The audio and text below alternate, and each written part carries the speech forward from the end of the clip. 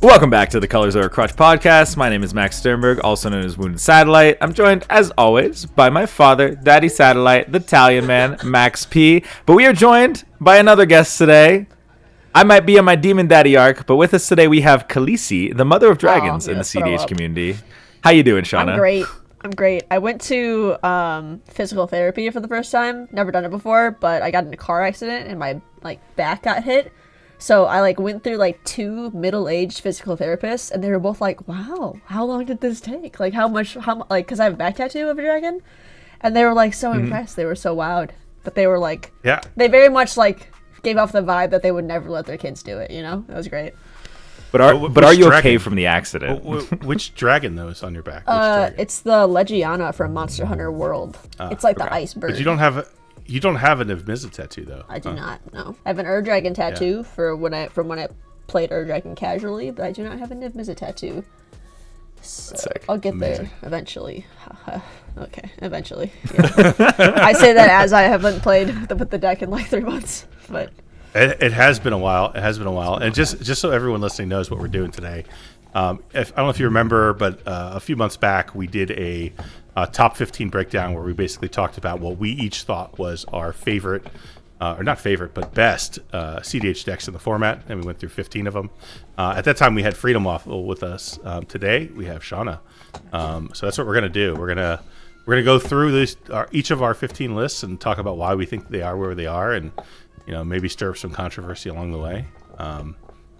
But it should be a lot of fun, and I'll say I did things a little bit different this time. Last time I was sort of thinking of it as the best pilot on each deck, and this time I'm thinking about the best pilot with 10,000 hours of experience on each deck. Sure. Right.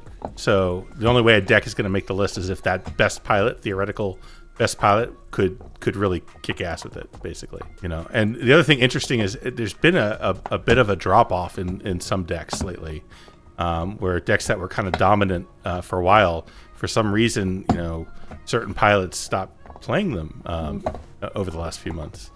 Shauna, you being one of them, not playing Niv in a while. I mean, I just haven't been playing in a while, to be fair. It's not like I'm playing a different deck because it's better. I'm just not playing. Hey, you had one tournament on Teamer where you were just trying to neoform a Crom into Niv. Hey, it was sick. But yo, me and Hire have actually been brewing a Crom Kadama list that is based around Niv combos as well. Cool. So the idea is it's let's say you have a Magda and a Curiosity in hand. You can neoform into Dockside, Kadama trigger, put in Magda, sack treasures to Magda, get Niv, Kadama trigger, put Curiosity on Niv.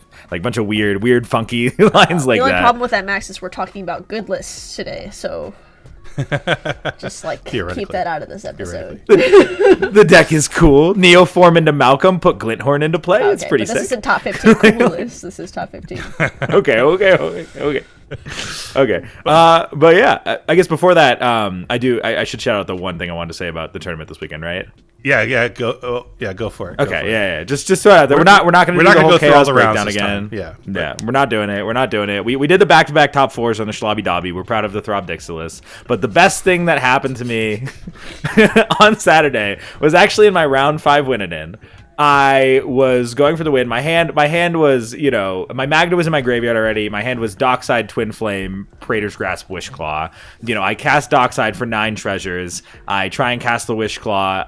It gets packed negationed. And then I'm like, okay, I just need to Praetor's Grasp so I can get someone else's Breach, so I can get my Magda back so I can win the game. So in first seed is Spizer on 5-color Omnath, and I Praetor's Grasp targeting him, and I quickly get reminded that he has the Wandering Protection, and that is not something I can legally do. So I go, fuck. In fourth seat, in third seat was Kinnan. They don't have Breach. And then in fourth seat was Temujin playing Zerda.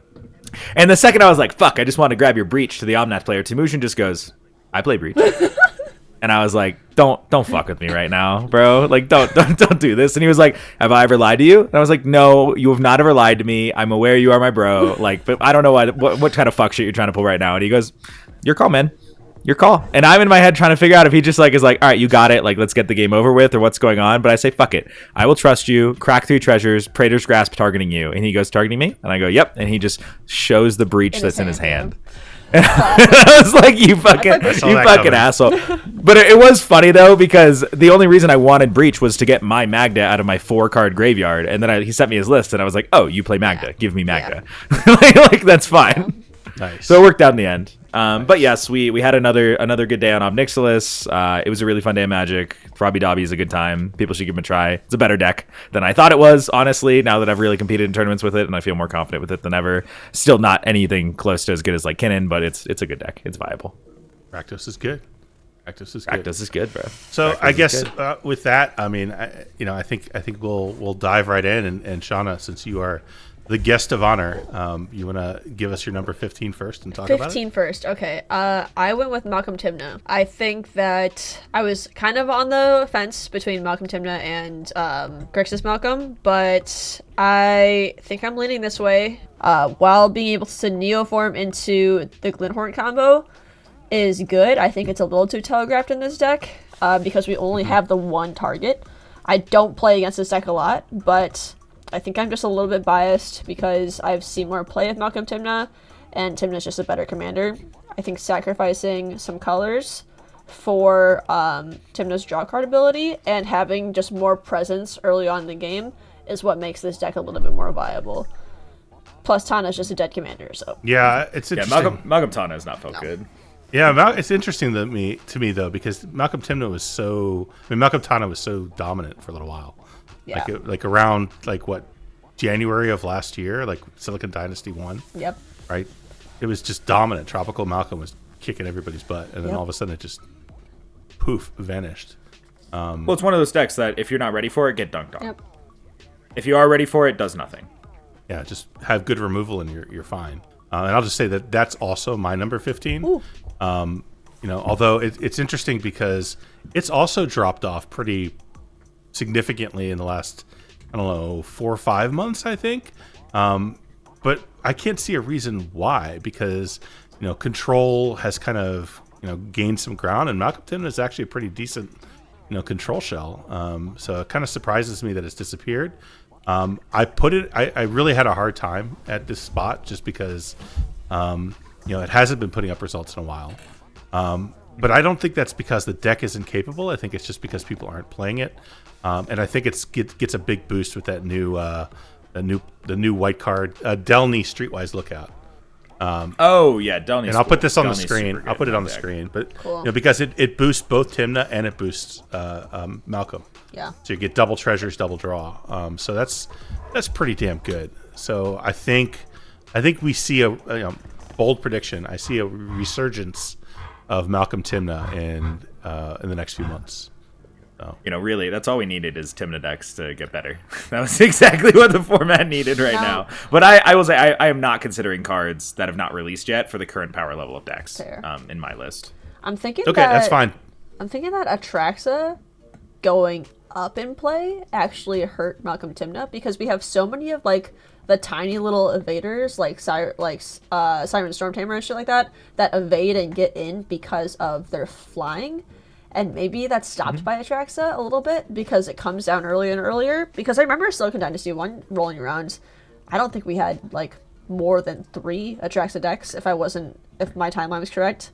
Maybe it wasn't even being played at that point, or maybe it wasn't out. I don't know, but I'm pretty sure. Bowmaster too. Yeah. Bowmaster is the other big one. Yeah, Yeah. we're just No Bowmaster, but also the increase of Timna Crom is, so prominently played right now. They have a Crom that's a flying blocker. Tivit's still a really common deck. There are a lot of decks with flying blockers right now. Yeah, I'm with you. So Malcolm Timna is actually not on my list this time. I had it at number 10 overall last time. It's one of those decks that I just feel is not in a good place right now. It's definitely a viable strategy. It's a deck you can have success on, but it's not something I would feel personally really happy or comfortable bringing to a tournament.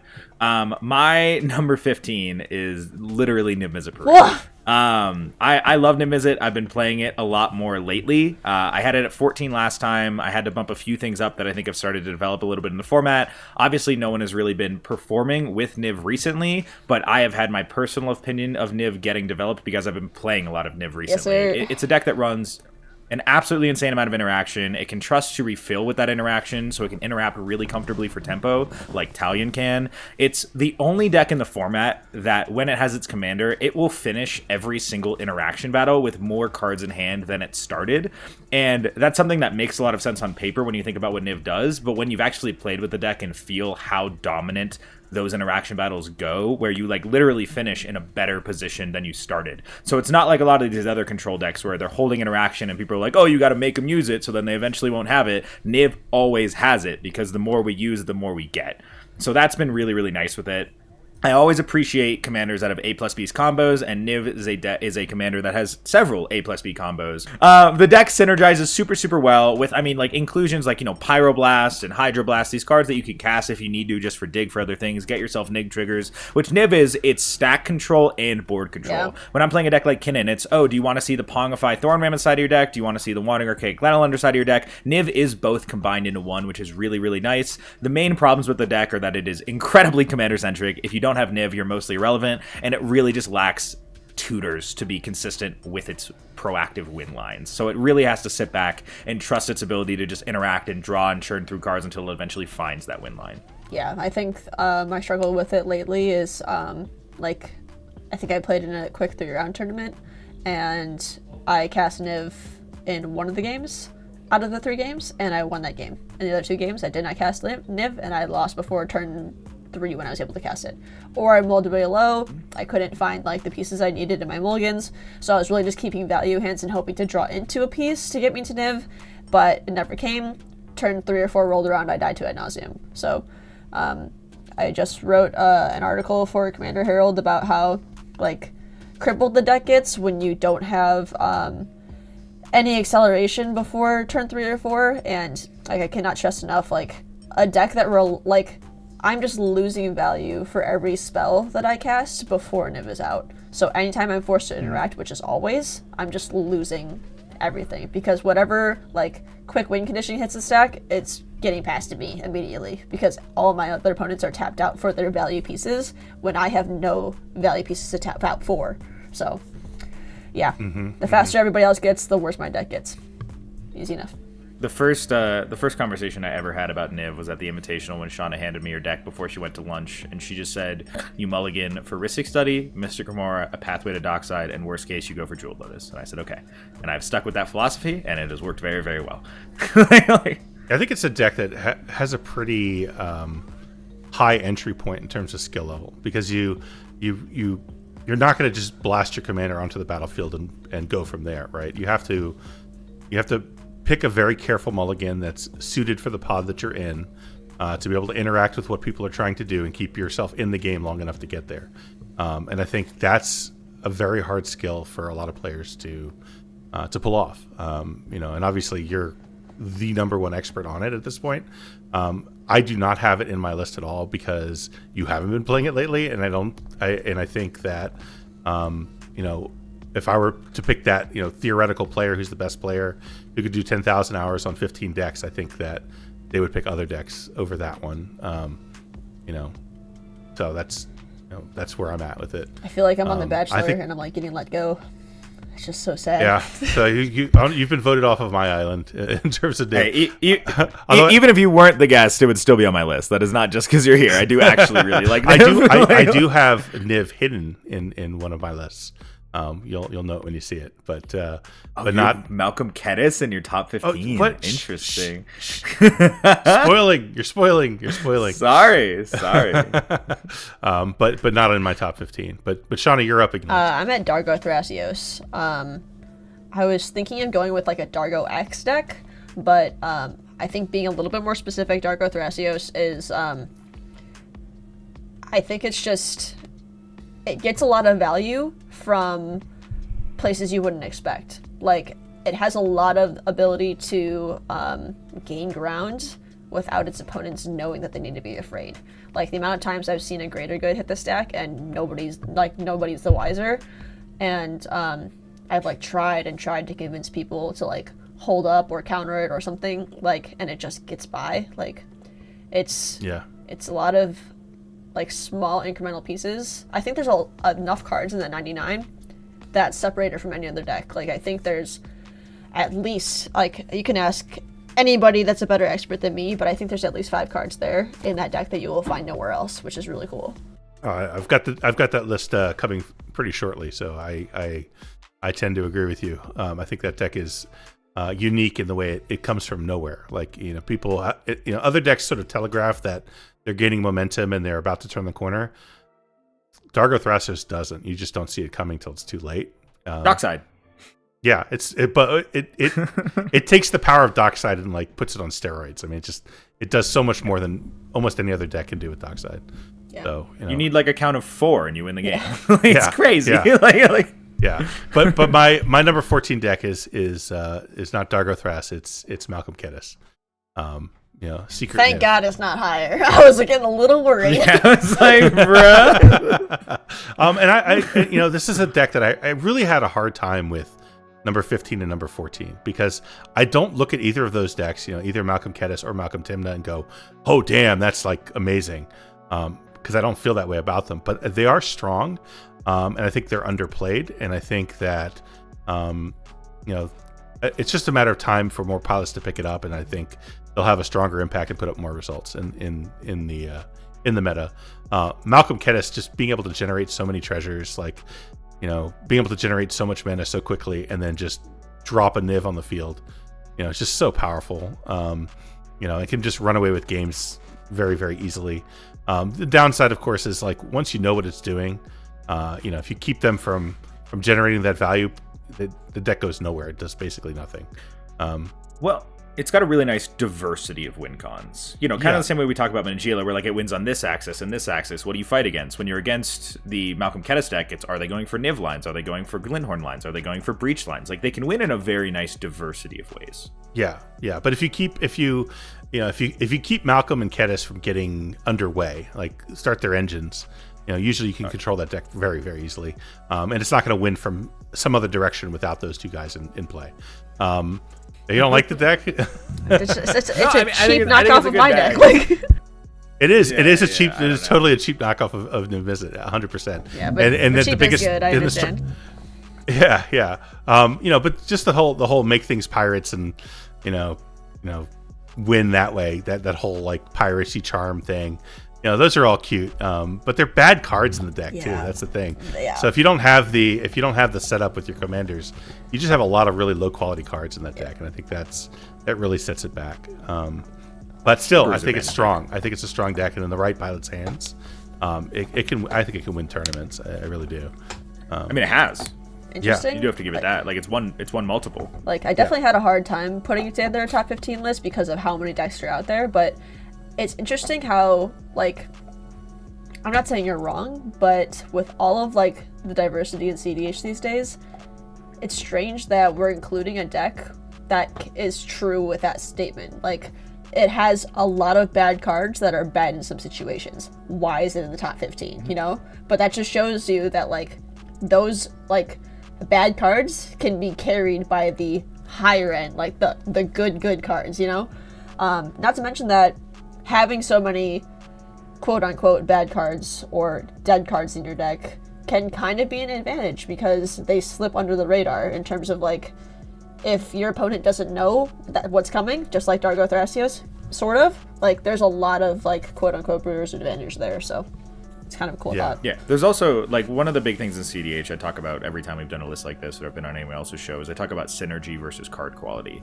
Where you look at decks like Timna Crom, and it's just pure card quality, very little synergy, just the best cards and the most powerful things. Then you get decks like, Kinnan, Teshar, Niv-Mizzet, like all these random decks that are just like, oh, a lot of these cards aren't generically good by themselves, but in the context of that deck, they're fucking insane.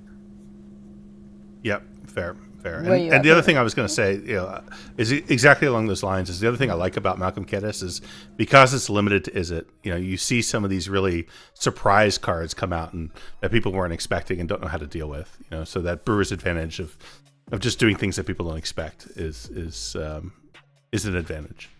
But I'm not crazy about the deck. Like I said, I had a really hard time figuring out what to put here. But I think it has enough. Upside to warrant the number 14 spot. So, what about you, Max? It is a good deck. I am making an emergency change. I was very wishy-washy when I was making the list about Rocco versus Niv Mizzet at 14 and 15. I ended up putting Rocco ahead because it was just a little bit better in tournaments recently. But for some reason, I just missed a deck that I 100% would put above Rocco. So I am going to swap my number 14 to Dargo Timna, which is a deck I've been playing more lately. I think Dargo Timna is currently the best Mardu pile. I love Timna Jessica. Timna Jessica is the most flexible, the most pivotal of the Mardu piles. Dihada has the most generic mana advantage at any point in the game, but I think Dargo Timna balances the grind plan of Timna with the explosive win potential of Dargo incredibly well. That deck can win in so many ways. It can win so explosively. It is more interactive than it gets credit for. It's not as interactive as something like Timna Jessica, but I mean, the card quality in that deck is very, very high. I don't care that it's going to be coming out, but it does get a boost from Delny. And I mean, it just got a lot of lines. And Dargo is a broken Magic card, is what I've learned since I've started playing Dargo decks. Dargo is a really, really broken enabler. It's not quite like Rograk level, but the win the game cards with Dargo are just, they win the game. They win the game so immediately. And I mean, getting Altar of the Wretched was the craziest boost to this deck. I've been playing Dargo Timna recently, and the lines of I'm going to play my Dargo for 1 red mana, and then I'm going to play my Altar of the Wretched, sacrifice my Dargo, put it back in the command zone, and then I can recast Dargo sacrificing the Altar of the Wretched as part of the cost, where then you can pay 3 to get back your Altar of the Wretched and just keep churning through your deck, is crazy. An absolutely insane boost to that deck with Altar of the Wretched. Yeah, I've been a huge fan. I think if I do bring a Mardu deck to a tournament sometime soon, I'm going to be going with Dargo Timna. I'm really enjoying playing it right now. It's very powerful. It's very good. The Nazes are clean. The breaches are great. You fill your yards so easily with the various cards like your Altar of Dementia and your Altar of the Wretched. So it does everything it wants to do really, really well. It's not the most interactive deck. It's not the best at stopping your opponents, but it is the deck that they are trying to stop. And I think that that's one of the things you want to be in the format. You want to either confidently win the game or confidently stop your opponents, and that is the deck that confidently wins the game. Strong. I like the deck, but I don't have it in my top 15 at all. What about you, Shauna? Yeah, I'll have some comments on Dargo X decks later on. I have another one higher up, and I'll be interested to kind of see your thoughts on that later. But yeah. So I think Dargo Timna is strong, and one of my favorite people plays it in Hebrew Hercules, but not strong enough to make my top 15. Okay, so let's see, where are we? We are on number 13 now, or where are we? I lost track. Yeah, 13 for Shauna. Yeah, 13 for Shauna. I'm at Tyam. So, yep, I know, it's tough. It's really tough. So, I mentally, personally, I did not want this anywhere near my list. But I cannot deny, no matter how annoying it is, that this deck gets wins because it's garbage. So I think that good players, ignore my dogs fighting in the background. I think that good players really thrive on this deck because they pull a lot of power from the fact that that nobody else has any idea what's going on. So I know we've talked about that in the past, but I think Tyam is the best Brewer's Advantage deck in the top 15, at least my top 15, because at any point, you can, with any board state, you can make the argument that you are not doing anything. Because that deck has no card draw, and it can have 2 cards in hand, and a Tyam player can confidently say, I've got jack shit, and I will, I used to believe them. And the reason that I kind of, pivoted on Tyam is because I've seen them win with no board state and 2 cards in hand too many times. Oh, yeah. And then I pivoted too hard, and I focused them too hard. And really, they had 2 fucking lands in their hand, or a land and Arbor Elf. And I'm like, okay, cool. I just, took a turn off because I was afraid of Tyam, and then I lost to the ad nauseum, So, I have never looked at a deck, a relevant deck, and said, I have no idea what's going on at any point. Even as many threads I read, I know Memo put out a good one on how to stop Tyam or how to stop losing to Tyam. No matter how many resources I pull or how much I learn about it, I will always assume that the Tyam player has something up their sleeve and they know something I don't know, and that's so scary to me. Yeah, I think it's so important that you just put Tyam on the top 15, because the worst thing that could happen is that people forget about Tyam. And then it has a chance to come back, because I don't want to see that deck ever again. It's the fucking worst. I hate that It deck fucking so sucks. much. I'll let you know. I don't care how good it is. I don't care how many tournaments it wins. I cannot put it on my top 15. Yep. Even if it no matter how dominant it could be, I'll never put it on my top 15. Yep. Just because I despise it so much for Sucks. exactly all the reasons that you put it on the list. It is the Sandbagger special. It is the Gaslight special. Like that deck is built for people to just say, I've got nothing. Focus on them. And you have no idea what the hell they're doing. Yep. And you have to be thinking about what they're going to do in 3 turns, like at all times. And it's such a pain in the ass to play against because you also have to convince the whole table to think about it in the right way. Yeah. And the whole time you're just battling, evidence to the contrary. Like the tie-in player's like, I've got nothing. See, I'll show you my hand. It's a land. See, I've got nothing. Yeah. And you're like, but count, like you have 3 counters, you have 3 mana, you've got activation, so it doesn't matter what's in your hand. But you have to convince be anything. Yeah, you could be dead on this turn at instant speed, and you don't know. And you have to convince the whole table to be wise, and it's so freaking hard to do that sometimes.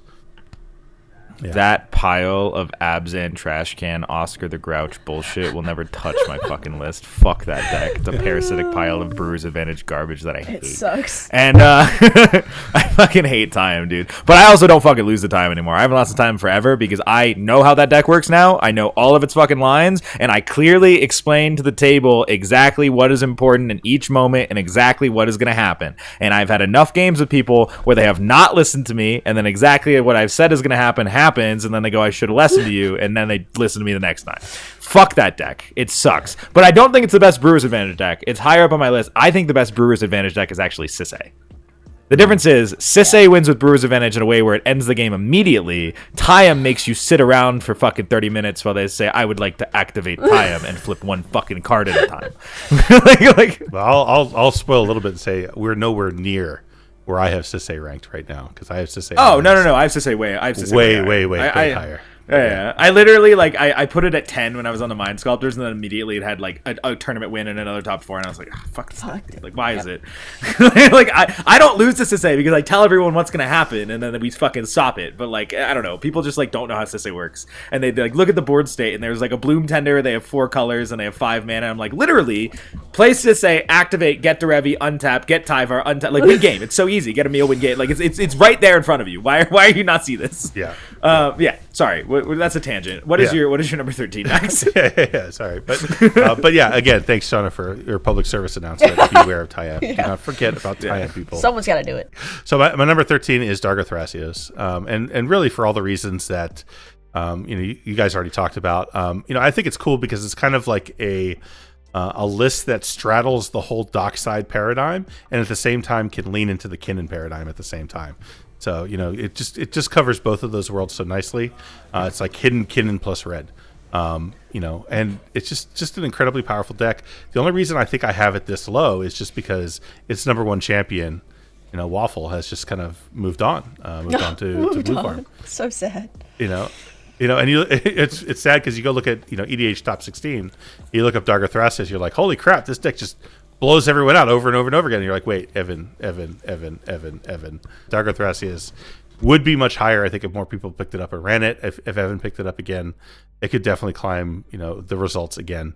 But it's funny if you go EDH top 16, you look up Dargo Thrasios, number 1, number 2, number 3, number 3, and it's Evan Pierce.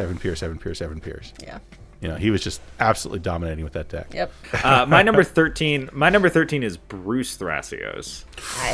Bruce Thrasios, good deck. Good. I mean, I had it 12 last time, and I stood by that. The deck is good, but realistically, it's just bad Kinnan and everything that it's trying to do. It is mid-range creature combo deck. Yeah. It is very solid card quality. It is very solid synergy. It gets outlet and card advantage in the command zone, albeit slower card advantage with Thrasios. Its combos can be very difficult to interact with because they are creature based. It's literally just a Simic deck that gets the explosiveness of red paired with the protection of white.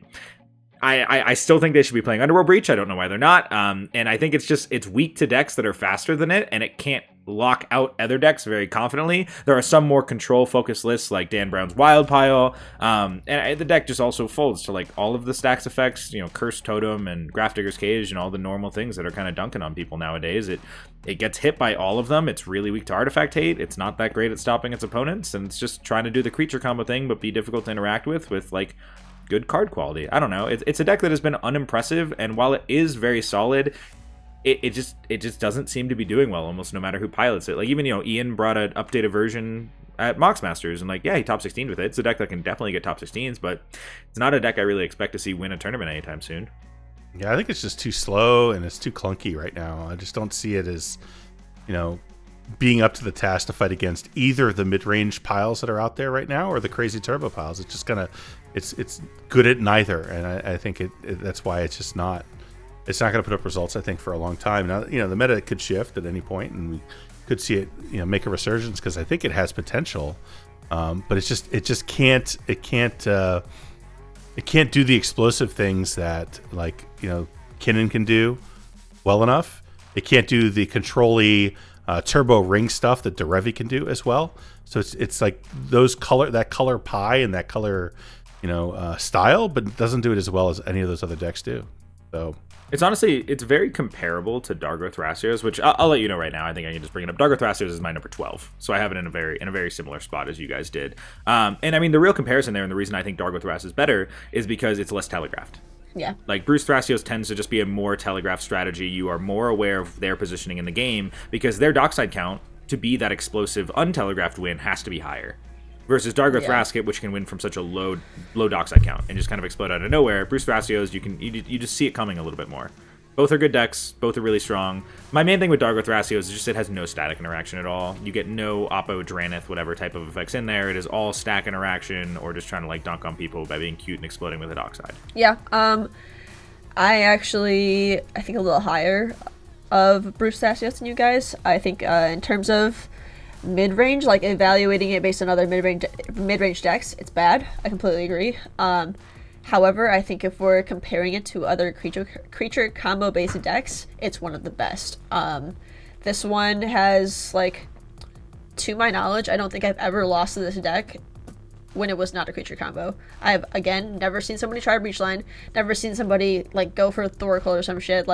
I know that that's not what the deck does, but there's a very high advantage to having no explosive wins, because I've never sat down with a Bruce Thrasios and been like, this is going to be a problem, So I think that not having a single piece that needs to be removed if it's not a win condition is very strong, because when it's sitting at a table with a cannon, which is its better counterpart, it will always be passed over in terms of I could just use this to kill Kinnan again. Why would I not do that? Because if I don't kill Kinnan, it's going to take off and kill us, but that's when this deck really shines.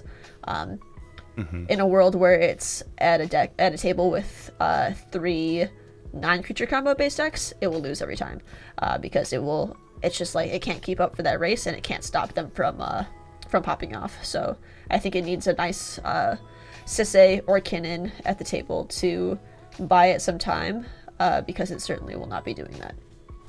Yeah.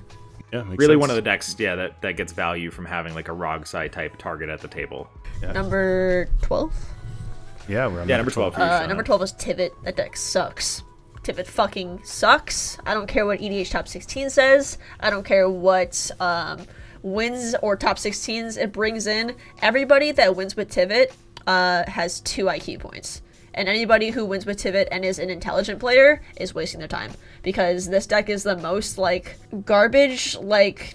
I think that if you play this deck, it makes you a worse CDH player, because it makes you rely on it takes the glass cannonness of my deck, right, which is already a very bad strategy, to say I'm gonna pin all my hopes on this dude, and it just takes the explosiveness that a big creature can experience, like the Mizzet, and it makes it so fucking teasing and slow and gross, because I've seen people attack, get the ETB, attack 4 times with Tivit, and fucking keep passing the turn, dude. I'm I'm so tired of Tivit getting wins. I'm so tired of Tivit not getting countered. But to be fair, I just said it can attack 4 times and do nothing.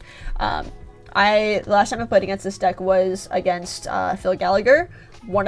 I know he's not too experienced in CDH yet.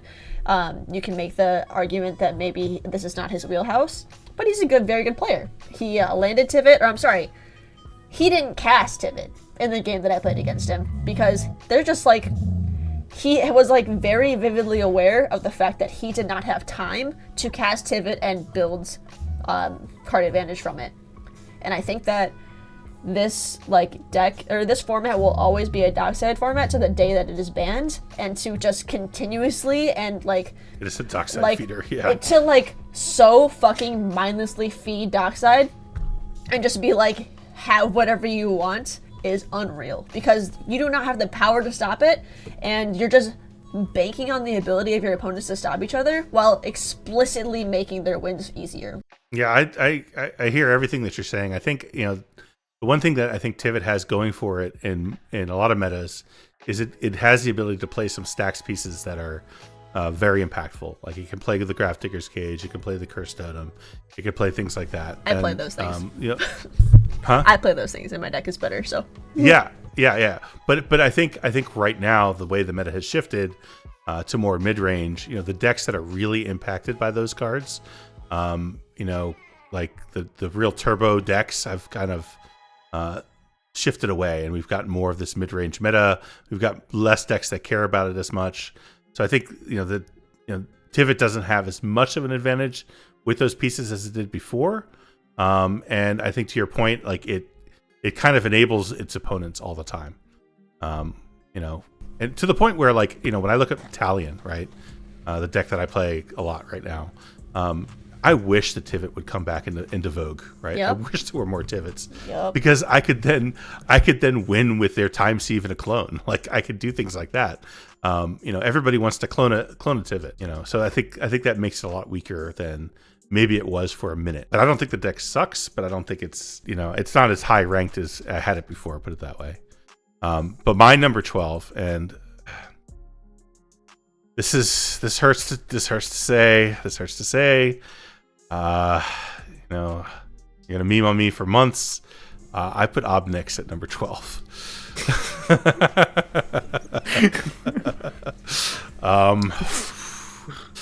I think Shauna's I thought this was a real podcast. I'm gonna see myself out. I'm just gonna. I told you guys I canceled my physical therapy appointment to come here, right? You guys saw that, and I would hope that you would appreciate it. But this is just an insult of no other. Obnixilis is really good. Obnixilis is really good. Obnixilis right now in this meta, with all these mid-range piles and its ability to just go off and have okay, yeah, interact with me, please go ahead and interact with me. Here's the next thing. Go for it. Here's the next thing. Here's the next thing. It's just built to play turbo into a mid-range meta like not a lot of decks are capable of. And I think that at this point, over the last 2 tournaments, Max's year has really proved that it's capable of doing that. And I think it our tendency is to say, oh, it's not blue, it's we'll shy away from it. I think fuck that. Blue is a crutch. This deck is absolutely capable of dunking on people in the highest level of competition. So I've got Ob at 12, and I feel pretty strongly about it. And I don't have Florian on the top 15 this time. And yo, dude. Okay. We won the fight. So take that as you will. Yeah, but it's not that I think that Florian is less capable as a deck. It's less capable as a deck right now for sure. So there you go. Fair. What about you? Where are you at, Max? At 12, I have Florian, Valder, and Scion. Yes! No, I'm kidding. I'm fucking with you. Oh, dude, you made me so happy for a second. No, I already told you. I have Dark Thras at 12. Oh, yes. Which, yeah, I mean, what I really like about Dark Thras that I didn't say already, it hits 3 categories of commander. I say the 4 primary categories are card advantage, mana advantage, combo piece, outlet. You get card advantage, combo piece, and outlet in the command zone with Dark Thras. Really good at being unthreatening, winning out of nowhere. Pretty much the best Dockside deck in the format in terms of how it's able to utilize it. Maybe Corval's better, but of the of the decks on my list, it's the best Dockside deck. Higher overall card quality than Kinnan, still highly synergistic, but I think way worse than Kinnan. Really just misses the static interaction is what it can't break parity with in this current mid range. It really needs to rely on like turboing out this win con, but it doesn't have any silence effects. There's no defense grid in a lot of the lists. There's no none of that. It just doesn't exist. So you just gotta like hope you can get there with your explosion and your static interaction and like kind of making your opponents deal with each other, which certain pilots excel at, and the pilots who excel at making their opponents deal with each other tend to do really really well with Dark Wrath. Yeah, I agree with all of that. Number 11 is Atraxa. This deck sucks. I think it's really good at one thing, and that's making your win take longer. Because it's just gonna keep flipping. And the great thing about all Atraxa players is that when they see 10 cards, they just get completely blown away by the fact that they actually got to see 10 cards, that they have no idea what to grab. So they're just like, I can't believe I got this far. And then they're like, okay, let me spend 1 to 15 minutes finding out which of these cards to grab. And they always grab the wrong ones. It's incredible. So I have never been threatened by this deck. The scariest this deck is when it's got a 7/7 Vigilance Flying Death Touch on the board and it's swinging at me. Because I can't block that shit. So, yep. I got into I was at an invitational for my local the other day and I sat down with Timnacrom, and Atraxa. And the entire table's response to me having Niv Mizzet and Risky Study on the board was attack her with Atraxa until she dies. Yep, yeah, sounds right. And sounds then right. I warned the table about passing to him with a live Ranger Captain, and then he passed the turn with it. So, deck sucks. Like, I think it's attractive. Yeah. Like, I think it is attractive to the casual player who wants to play CEDH. I think it's very big and flashy, and it can power out a lot of value pieces quickly. I think this is like if Timnacrom wanted to play good cards but with a terrible commander, that would kind of be where this deck is at, and I'm glad that it has seen a downturn in play. So funny. Yeah, it's a very parasitic deck. Yep. It's also just like always comical when they throw in a track when they're just like, oh, we need to find an answer to something. I'm gonna cast Atraxa. You gotta let me have this one so I can and find an answer. It's so funny when they're just like, I will deal with this. Like, guys, Yeah. I'll deal with this. I got it. Don't worry. Slam Atraxa. Reveal 10 lands. Pass turn. Yeah. I think I have Atraxa at number 11 as well, by the way. And for me, this is kind of like entering the boring gauntlet of my list. Atraxa is just kind of like one of those cards where like I don't like it. I don't like the deck. I don't like the commander. Like it just doesn't do what I want it to do. But it's like I guess it's good. I guess. And it's one of those things where like I feel like if there was that theoretical like imaginary pilot who was amazing and had 10,000 hours on it, I think they could put up some results with it pretty consistently because they'll pick the right cards. But I can't tell you the number of times I've seen people get trapped like, it's a fast Atraxa. I can get it out on turn 2. Yes, here we go. Slam the Atraxa on the table, pass, lose. Like over and over and over and over again. It's like a trap because they think, if I could just power out this Atraxa, I could win the game. Nah, it doesn't work that way. And I think it gets played wrong so often.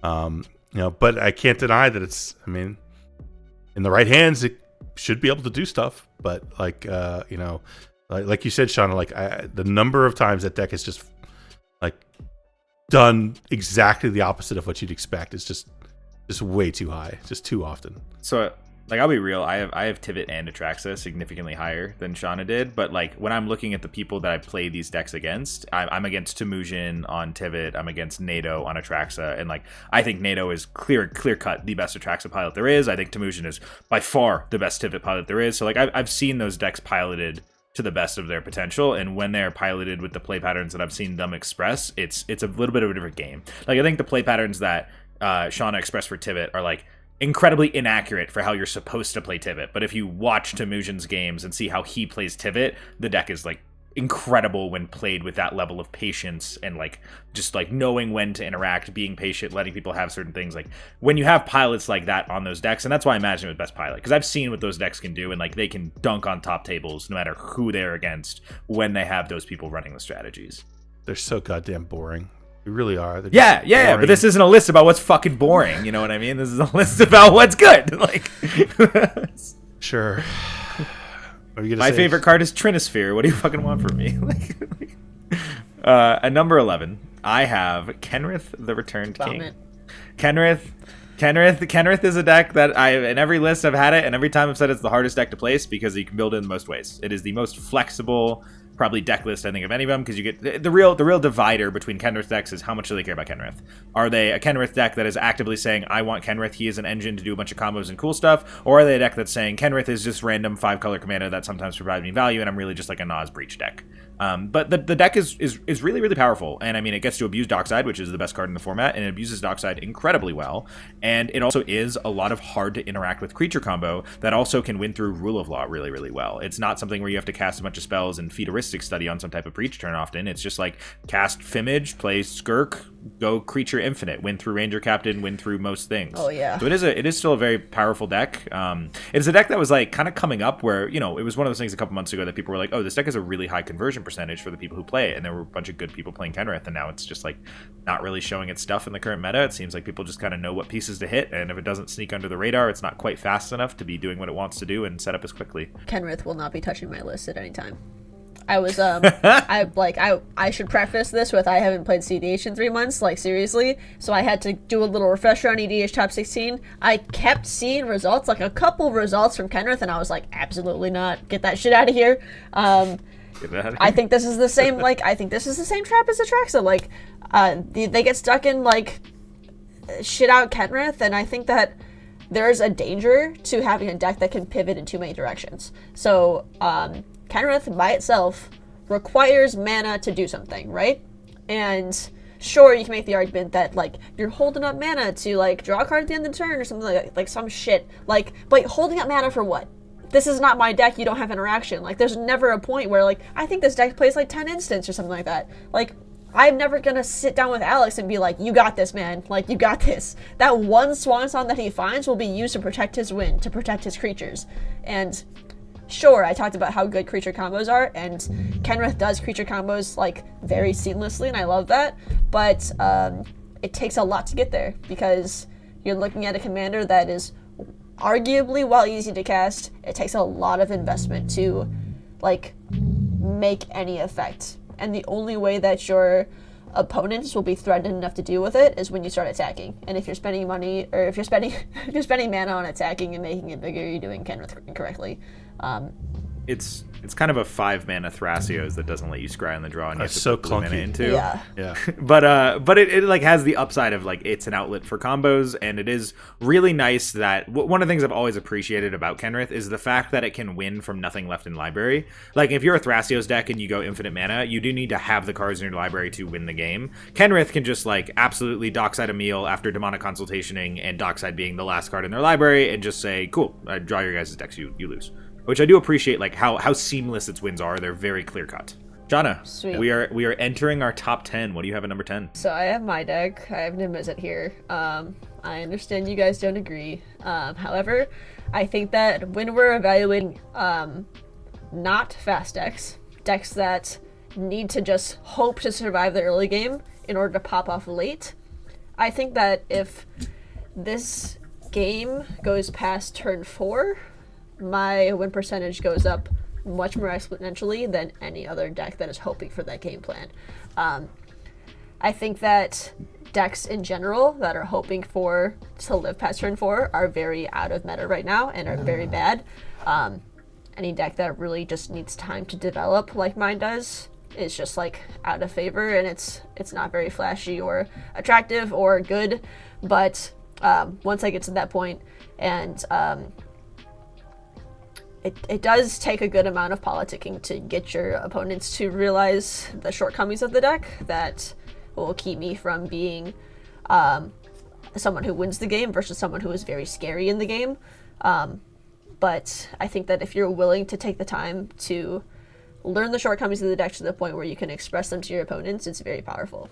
But Yeah, I mean, I really like that it's a deck that I can just kind of go, because like you said, you don't want to use your interaction until you have Niv out because it's losing resource. But because everyone knows you have so much interaction and you're just going land pass and holding up mana like until you get Niv down, you can really confidently tell people like, if you go for it, it's not going to work.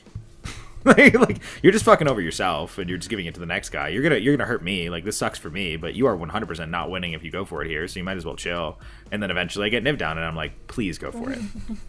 like, please go for it. Like, I mean, the deck is terrifying. Honestly, it is. It's a terrifying deck to face. Like, I find it really hard to deal with a lot of the times, just because it's you can't counter Niv, and once Niv is in play, like, you just everything I try to do, you just draw more cards. So it's just very difficult to recover from Niv landing, and that's why I love that deck. And I've watched you make that pivot so many times, where like you're just controlling. Niv comes down. It's a whole different game after that. Like, everything changes, and that pivot is explosive and terrifying. And like I don't have it in my top 15, but like, I think that you piloting that deck, like when you're on that deck, it's like easily top 10, like out of, but again, I'm trying to think about it not in terms of, you piloting it against other people, but like, okay, the theoretical, super, Jorman basically, having 10,000 hours on every deck, and which 15 decks would he be best on in order, right? And I don't have Niv there, but that deck is crazy. I have respect for that deck, especially when you're playing it. So maybe if you'd forgotten about your Pact of Negation trigger for just a little longer, maybe you'd have a little more respect for Niv. Yep. I mean, he didn't remember it. He didn't remember that was totally fair play, dude. Totally fair play. Okay. Totally fair play. Yeah, it was a good one. It was a good one. Yeah. Also, I mean, Niv gets to play the Dino Daddy, dude. Like, one of my favorite cards in all of CEDH when I get it on the battlefield, fun. bro. Nezahal is so fucking gas, dude. God. It's so funny because even like I've been getting a bunch of people into Kinnan lately, like a lot of good people. Like, I've had NATO playing the deck, I've had my buddies playing the deck, and pretty much the response from everyone who has never played Kinnan when they have a few games on it, they come back and they're like, "Yo, Nezahal is broken." I'm like, "Yeah, dude, I know. Like, Nezahal is absolutely What cracked." if you didn't have to pay for your Mystic Remora? So yeah, what if your Mystic cards. Remora was So many cards. it was a 7/7 that gave you no maximum hand size, that could protect itself and was uncounterable. Like, Yeah, I was in a game last night. Where a guy tried to force a will my Nezahal. That's fine. I passed on that. Sounds great. Risk 6 trigger. Like, Yeah. I mean, I played Standard for a long time, and I was playing Esper Control in Standard, and not Niv, the Nezahal was like the mirror breaker. Like, it was always in the sideboard every time I ran against another control It was deck. your Emrakul. So funny. Yeah, exactly. it's so good. Exactly. It's so good, dude. But yeah, so All right, what's so your my out of number 10? 10, my number 10, like I just said before, is Kenrith. Yeah. And like I said, just boring. Like, So boring. like Kenrith, like it's like it doesn't excite me. Like, I don't feel like I could surprise anyone with Kenrith. I don't feel like it's gonna do anything that can't be dealt with. It's not uniquely difficult to interact with. It just doesn't do anything that's that exciting or superlative compared to other decks in the format. But it is, in the right hands, a powerful deck that can win games and win tournaments. So I have to give it credit where credit's due. I think it's a very clunky deck overall. Like, it's not, like, I think you end up with a lot of games where you're just almost there, but not quite there. Yeah. But I think I can't take it off my list as much as I want to. So there it sits at number 10. And I like backspaced over it a bunch of times and tried to think of something else to put there, and I just couldn't. So there it is. Yeah. 5 colors is 5 I've been colors. slowly dropping it down. Yeah. The only thing that separates Kenrith from First Sliver is like a tiny, tiny bit of value. Like, 5 colors is good. Yeah. Card quality high, which Kenrith's card quality is high. It definitely Certainly is high. Yeah. At number 10, I have Talion the Kindly Lord. Nice. Talion. I believe Talion is the best pure control deck in the format. I do believe it is better than Niv overall. Mostly if you could choose to have a Niv or a Talion on the battlefield, you're going to choose to have a Niv on the battlefield 100% of the time. It is a better card when you get to that position in the game. But I think Talion is better for a few reasons. I mean, it also draws so many cards. It has more hate pieces for more types of win cons. It is absolutely capable of stopping and shutting down anything. And the bigger other thing that I think really separates it from Niv, well, I guess two factors primarily separate it from Niv. One, the tutor consistency of always being able to get the pieces you need because you do get black tutors, but also it just has a much higher diversity of win cons, and those win cons are not commander centric. So a lot of people look at Talion and they're like, oh, the deck can't win the game. And it can struggle to win in time, but it actually does have a lot of plans for winning the game. You get your baseline Thoracle plans, you get your Mnemonic Betrayal plans, you get your attrition plan, which is kind of the combination of stuff like Talion and Blood Chiefs and Shieldred and Bowmasters. But then those attrition plans also get paired with explosive attrition plans, like when you have Wheels with Bowmasters or Shieldred, or you have Mnemonic Betrayal with Blood Chiefs. And then it also has what I think is the best one-card win con in the format, which is Hullbreaker Horror. And this deck, even though it doesn't have an outlet in the command zone, anecdotally from playing the deck, Hullbreaker Horror never fails. The play pattern of just you flash it in on end step, or you do it on your turn, and then all you need is, it works in so many ways, whether it's clone effects that become Docksides and then finish as Bowmasters, whether it's clone effects that finish as a Thrasios or a Kinnan to get your Bowmasters, whether it's one tutor to get your one ring to draw a bunch of cards to get your Bowmasters. It always works in some way, shape, or form. Like every time I've ever resolved a Hullbreaker, you just win the game in that deck. Also turns Wishclaw Talisman into a one-card combo of Wishclaw for Hullbreaker, bounce your Wishclaw, get whatever else you need after going infinite. The deck is shown it's very, very capable, very, very consistent, and very, very strong. It has issues with winning in time in Swiss rounds, but when you get to untimed rounds, man, that deck is wild. And the mental play patterns of, and I think one of the weaknesses of the deck is the fact that in the Swiss rounds, you often have to use your tutors on more proactive win pieces, stuff like your Thoracle or your Meme Bet, versus when I'm playing Talion in untimed games, my tutors are almost often going for like a Karn the Great Creator or a specific stacks piece that just keeps it going, because this is a deck where your window only gets more open. You end up developing these like unbeatable locks on the game that no one can overcome, and paired with these natural attrition lines, you just want to bleed people out is actually the highest win line percentage. You don't really want to go for anything. When you go for stuff is when you have the potential to be blown out and lose. But yeah, I love the deck. It's a deck I probably plan on bringing to a tournament pretty soon here, and obviously me and Max are very, very fond of as we brewed it together. I'll talk about it soon. It's coming up in a few more ranks. I knew you were gonna fucking say that. I literally knew it. You knew it, of course. What separates Sorry, Talion from Niv Mizzet? So you're pivoting like a worse card draw engine, but you're pivoting it, you're moving it forward with the game plan, right? So you are sacrificing like on-board explosiveness for early game relevance and a better ability to find a win late game. However, you are giving it the advantage of being able to find your win. However, the stigma of this deck is not being able to win. So clearly, the ability to tutor for these attrition pieces or these win condition pieces is not getting it anywhere, because that ability to like accelerate and be a decent card advantage piece is not enough to protect its wins, whereas Niv Mizzet is. So I should talk about this more later, but I'm gonna talk about it a little bit now. Cool. Here's the thing I've discovered about Talion is the way that it wins games. It reminds me a lot of like a NASCAR race or like a Grand Prix race of some sort, F1 racing, whatever, where you're going around the track as fast as you can, and the more efficient you can be about taking those turns and not giving up that little bit of margin is really how you play the deck. Like, you want to look for opportunities to attack life total everywhere that you can. You want to be extremely tight about it so that you're not missing those opportunities, and you're making sure that you're interacting only at the very key moments, so that you're keeping that handful of interaction, and you're only using it when you absolutely have to, and you're trying as hard as you can with those narrow interaction pieces to push the rest of the table to carry as much weight as you can. And what that does is, when you do that effectively, when you're tight, when you take those curves tight and you carve off those little bits of life as you go, you find that you are able to close games in time because you've put so much pressure on them that you're able to control just by them being in a pain position, that you can then go for your win lines and they can't stop you. It's when you're not efficient, when you don't play tight, and you miss opportunities to swing for that 3 points here and there. It's where you use a piece of interaction that you didn't have to, that all of a sudden you find yourself not able to close the game. But once you get the reps in, you get over the learning curve, you figure out how to play it as tight as possible, you find that deck does close games quite effectively.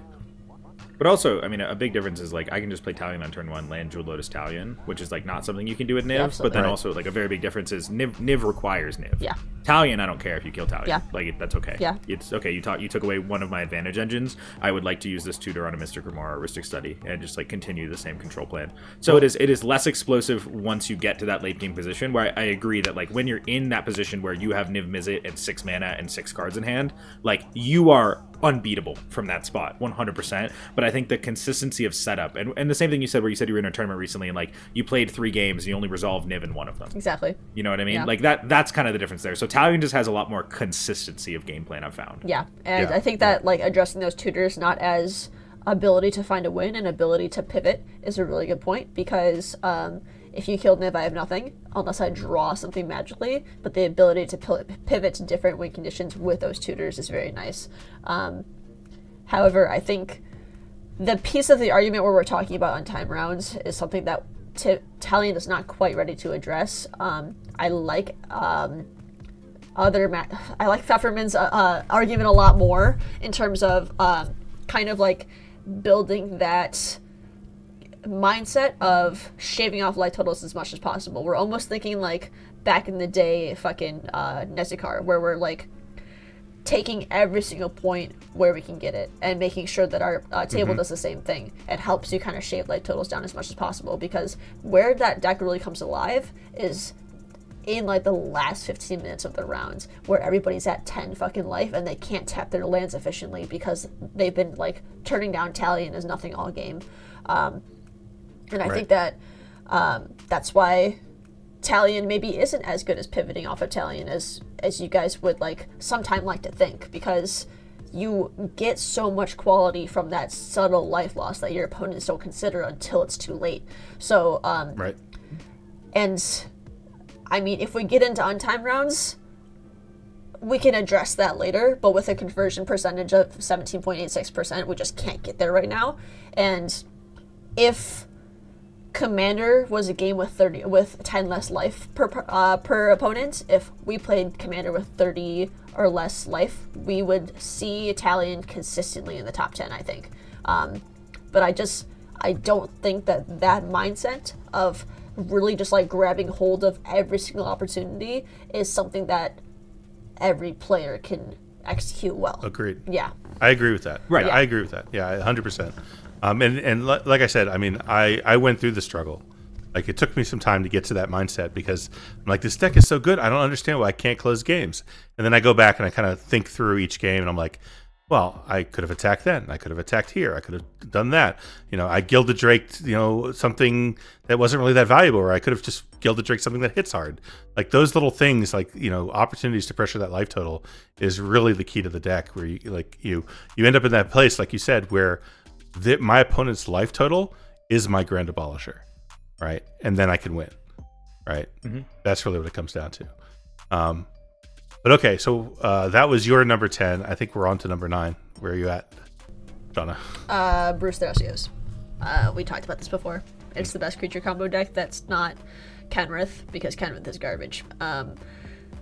This deck just abuses Emil in a way that no other decks do. I think that the only reason that at Pun City, I'm pretty sure a guy that I met there went like 3-2 with Emil and just missed out of top 16 because of a misplay. That creature is busted, and this deck abuses it more than anything else, more than Kenrith, more than any like Zerda piles, whatever. Like this deck gets Emil and it fucking runs with it, and it doesn't slam Emil until it's ready to win, and as long as you choose that window correctly, because you can't protect it, and you don't have the stacks to keep cards off of it, as long as you choose your Emil window correctly, you will almost always win. Whenever I've seen this deck win, it's with Emil, because it just pivots around that card so easily, and it finds it faster than anything else. Yeah, I can't argue with any of that. Like I've lost so many times to Emil where, you get those situations where you're counting mana and you're like, okay, I pass the turn to them. Do they have enough mana to cast Emil and start blinking? Like I'm just counting mana every time. And I've had a lot of games where that happens. And I'm like, they're one short. And then they play the land from their hand, and you're done. and it's happened way too many times. I still think it's like too clunky right now with what's going on in the meta right now. But it's a deck that, like, any given, like, we do this list again in 3 months, it could be like top 5. Like, that could happen. I don't have it on the list right now, but like I said, like, the meta is always shifting, and that deck could come back at any time. So I get why it's there. My number 9 is the last of the boring gauntlet. It's everyone's favorite Tivit.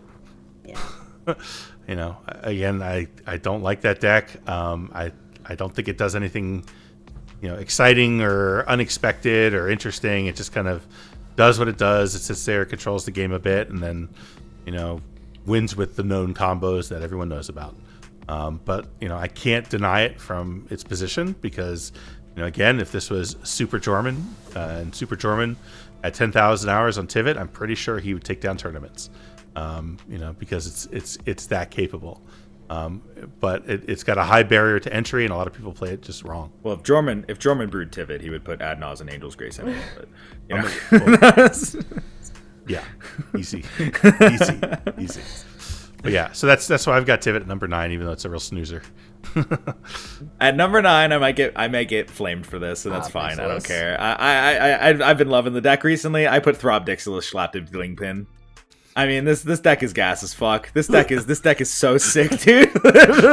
I mean, honestly, like, I always thought it was a good deck, but it was one of those things where, like, I hadn't actually played it in a tournament. I had just been dunking with people casually with it for months. Like, absolute months. And I've been telling people for months. I think I've had conversations with you where I said my win rate on Ob is, like, honestly better than my win rate on Cannon. Like, this deck is crazy the way it just smacks people around. And I mean, it's amazing. You get all of the power and speed of Rakdos. You get pretty much, you get absolutely no card slots wasted on, like, counter magic or unnecessary interaction. It is just pure gas, intent on winning the game. You have about 8 cards that are suboptimal without Ob, but are absolutely synergistically broken with him. So the card quality of the deck actually is very, very high. The biggest difference between this and other Rakdos strategies is how resilient it is. Just because of Obnixilis, you see an absolutely schnutty amount of cards. You get to see so many. You can go on, like, the pure random Dockside, Magda, Citadel, Adnaz, whatever type plans you want. But if you just, like, sit back on the Ob engine, you are able to grind into the mid-range really, really well. And relative to other turbo decks that just completely fold the stacks, you get to just have this giant flyer in the sky. Like, you think Atraxa hitting you in 3 attacks is scary. Obnixilis does it in 1 or 2 every single time, and you are absolutely fucking dead. And the other big thing is he has Trample. So it's not even like, oh, I have a Birds of Paradise to block it. That doesn't matter. You are just going to die every single time. People rave about how Tymna and Crom separately provide proactive and reactive card advantage. Ob is both by himself. He gets pings from reactive things like fetch lands and Lotho triggers and whatever natural game actions your opponents take throughout the game, but then you're also able to play cards like your Kessig Flame Breathers and Reckless Fire Weavers and such that push proactive triggers for you to go on these absolutely insane storm turns. I had a game last night where I untapped with Obnixilis, 2 mana, and like 1 card in exile, and I just went on this absolutely schnutty storm turn and won the game, because you can just get there with him because every single card is drawing you more cards and making you more mana. The deck can always find a way to win no matter how many pieces are lost. That's what's really been fun about taking away all the counter magic and just putting in more gas. I've had 10 win cons be in exile and I still find some random line to win the game. The deck is super fun. I feel better about it than ever before after finally playing it in tournaments and just, like, proving to myself how good the deck actually is. It's not just a hypothesis anymore, and it's a deck I probably will continue to play in some events going forward, not as much as I have, just like playing it back-to-back weeks, but I feel good about it. I want to get some more people on the deck, and clean Rakdos Fuel burns good, baby. It's a fun deck to play. I knew I had time for a snack as soon as he fucking gave me that little smirk. As soon as he started going. Oh, you're good. You're good. You're good. I tend to gush a little bit. It's going to take him at least 7 minutes to defend this deck on this list, so I got time. Yeah. No, I'm obviously high on it at this point. I do think it has some glaring weaknesses that I think will rear their ugly heads as time goes on. One is it's got a bit of brewer's advantage in that people leave Niv. God, I keep saying Niv for some reason. Leave Ob alone. Let it resolve. Let it sit there. Let it accrue value. And I think over time people will realize you really can't afford to do that. At which point I think you're going to have a little bit of a harder time. But even then, it's easier to get back on the battlefield. So it's very difficult to stop. It's got a lot of inevitability. to it. So I think the deck is just really, really fucking strong. Although I also don't have doesn't it. Need Ob. Huh? It doesn't need because it's doesn't Rakdos. need I mean, Ob it's at got all. Rakdos. Yeah. But the difference between Florian and Ob, obviously, we've talked about this a million times. Is I think Florian as a deck is more streamlined. It doesn't need Florian as much as Ob Nixilis needs Ob Nixilis, but both of them have that Rakdos core that can just win the game anyway. Yeah. I'm a half step slower on pure speed, but I am so much stronger in top end. Because it just sees so many cards. Where you get to these positions that every card you cast draws you 2 more cards. It gets really crazy. Yeah, and I mean, people also don't realize how interactive it is. Like, I won my top 16 game because when Snaz went for it on his turn, he said, I couldn't expect the SWAT out of you. like I couldn't see it coming. You know what I mean? Answer me one question. You've just cast Ob. The turn has come back to you. You have an empty board state with just value pieces. You have nothing in your hand, nothing exiled. What are you tutoring for? Do I get a tutor? Yeah, you have 1 tutor in your hand. I get, and you're telling me like the value. Oh, just yeah. Ob. Well, yes, you have nothing. You Kadaric, have nothing in hand, nothing exiled. Yep. Kadaric Parasite. No. I now have a Consphinx. I knew you fucking said that. Sick. No. Yeah, dude. Honestly, one of my favorite play patterns is like, oh, turn 2, you played a fish, you played a Rhystic Study. Cool. I will Imperial Recruiter for Kadaric Parasite. There you go. I go back into my next turn with like 15 cards in exile. Yeah. And then I win the game. I mean, like the card is cracked. Yeah. It's so sick, dude. The little parasite. that weakness is like all I have to say. Like every single time I've played against this deck, is it tutors for a parasite, it plays the parasite, tutors for puzzle box, plays the puzzle box, and then it loses. So I've never tutored for puzzle box. I'm on none of that. I'm on none of that dumb shit. But also, again, like you're saying, I have no board state. I have just Ob. It also depends how much mana I have. Like, do I have enough mana that I can Naz? Yeah. Can I just Naz? Like, can I just wheel? You know what I mean? It depends on the board state. It's very, very contextual of what lines you go for. Yeah. But the deck is also, I mean, there's also some really bad Ob builds out there as well. Yeah. Yeah, and that's a big part of the problem. I think that's your advantage. Yeah. It's not just Brewer's advantage. You're playing against your compatriots who also play the deck, because everybody else who plays the deck is coming from a Rakdos casual deck and is coming to the most similar deck they can find in CEDH, which is Ob Nixilis. Maybe it's the reason they got into it. A lot of people who I see on Ob Nixilis, which aren't very many, are people that this is their first CEDH deck, and this is one of their first times playing CEDH.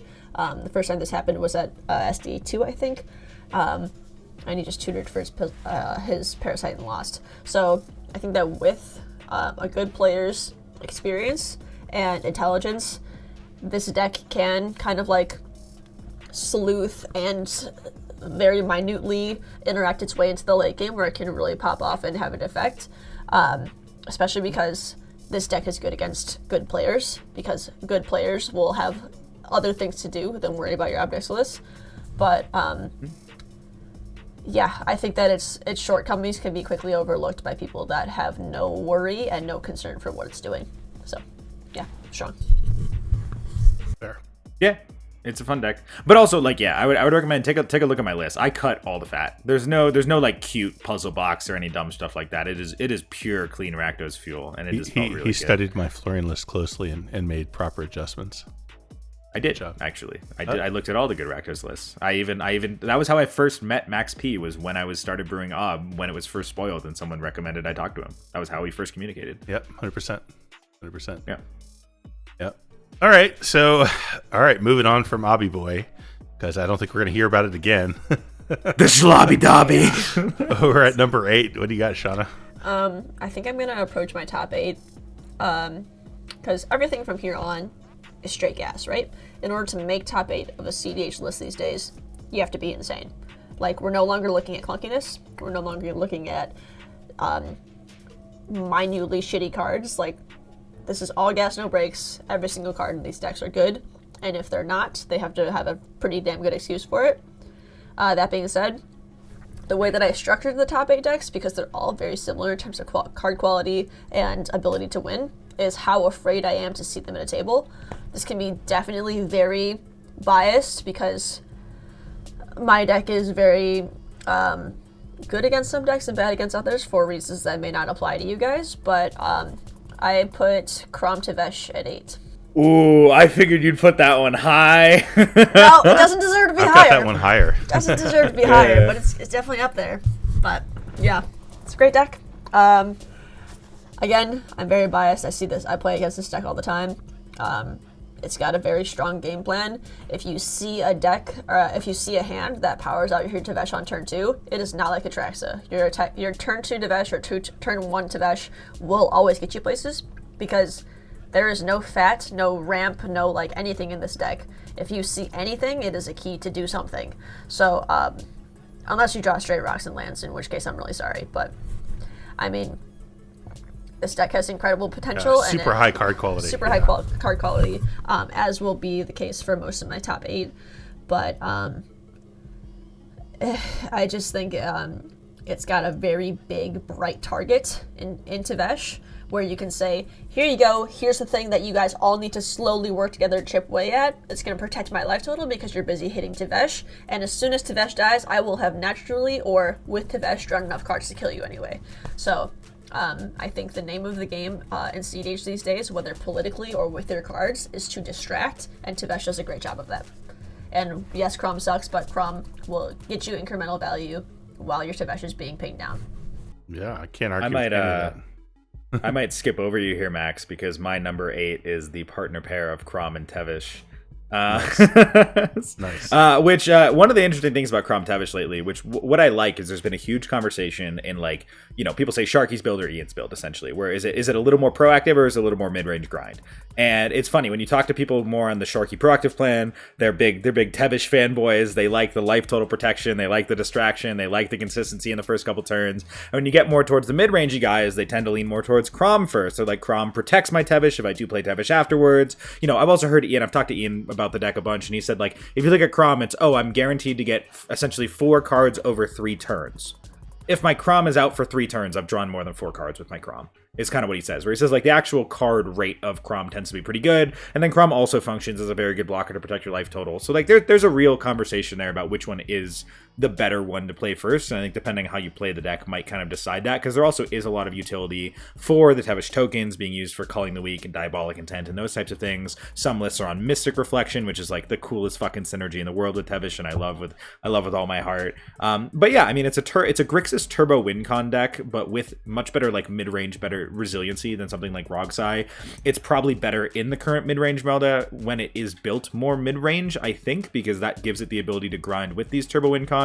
I think of it as the Grixis version of, like, Timna Jeska in a sense, where it's just like trying to do the turbo thing but at a slightly slowed down, more resilient pace. I think is kind of its comparison for a different card thing. But I mean, yeah, Tevesh is busted. Great card advantage in the command zone. Crom is also card advantage in the command zone. The ability to combo with stuff like Displacer Kitten and Hallberger Horror is amazing. The problem is it's really just, like, weak to all the same turbo hate that exists for the faster decks and is less good at winning at the speed of the faster decks because that stuff can't quite get out yet. Yeah, all strong arguments. I've got it rated even higher. So I'll wait to talk about it a little bit. Sure. My number 8 is probably controversial. Just in that I think most people probably wouldn't agree with me. But, you know, again, trying to think about Super Jorman, you know, what would Super Jorman be able to do with this deck? And I think that the ceiling for it is just, I can't even see that. I can't see it. It's too high. And that's Derevi. You know, Derevi Turbo Ring. Yeah, I see the eyes. Everyone's like, what the fuck? You know, but I really think that, you know, what that deck is capable of doing in terms of both being able to do creature combos and just be able to outgrind everybody at the table, you know, offers it advantages that I think have yet to be tapped. And I think that, you know, I know we're not supposed to do this, but looking at the new cards that are coming out, I think it's only going to get better. So I'm banking on Derevi being untapped potential, and I think that in the hands of Super Jorman, this deck is ridiculous. Max, I remind you that Shauna canceled her physical therapy appointment for this, and I ask that we take this seriously. So you're guilty of that as well, so don't even give me that shit. I just want to make sure I heard correctly. Back when you said that you didn't have Niv on your list, and yet here we are. Like, So Revy at 8, dude. Like- Is 8 your joke slot? Because you had Florian at 8 last time. What do you mean joke? Hey. I guess. it's just like, it's not bad, but it's not good. Let's just throw it in there. Oh, God. Okay. Oh, your puppy wants attention, Well, Max. I Quick. think we'll see. It's my prediction. We'll see what happens in the next 6 months. I think 6 months from now, we'll get back together again and we'll talk about it. We're like, damn, Max, you were right.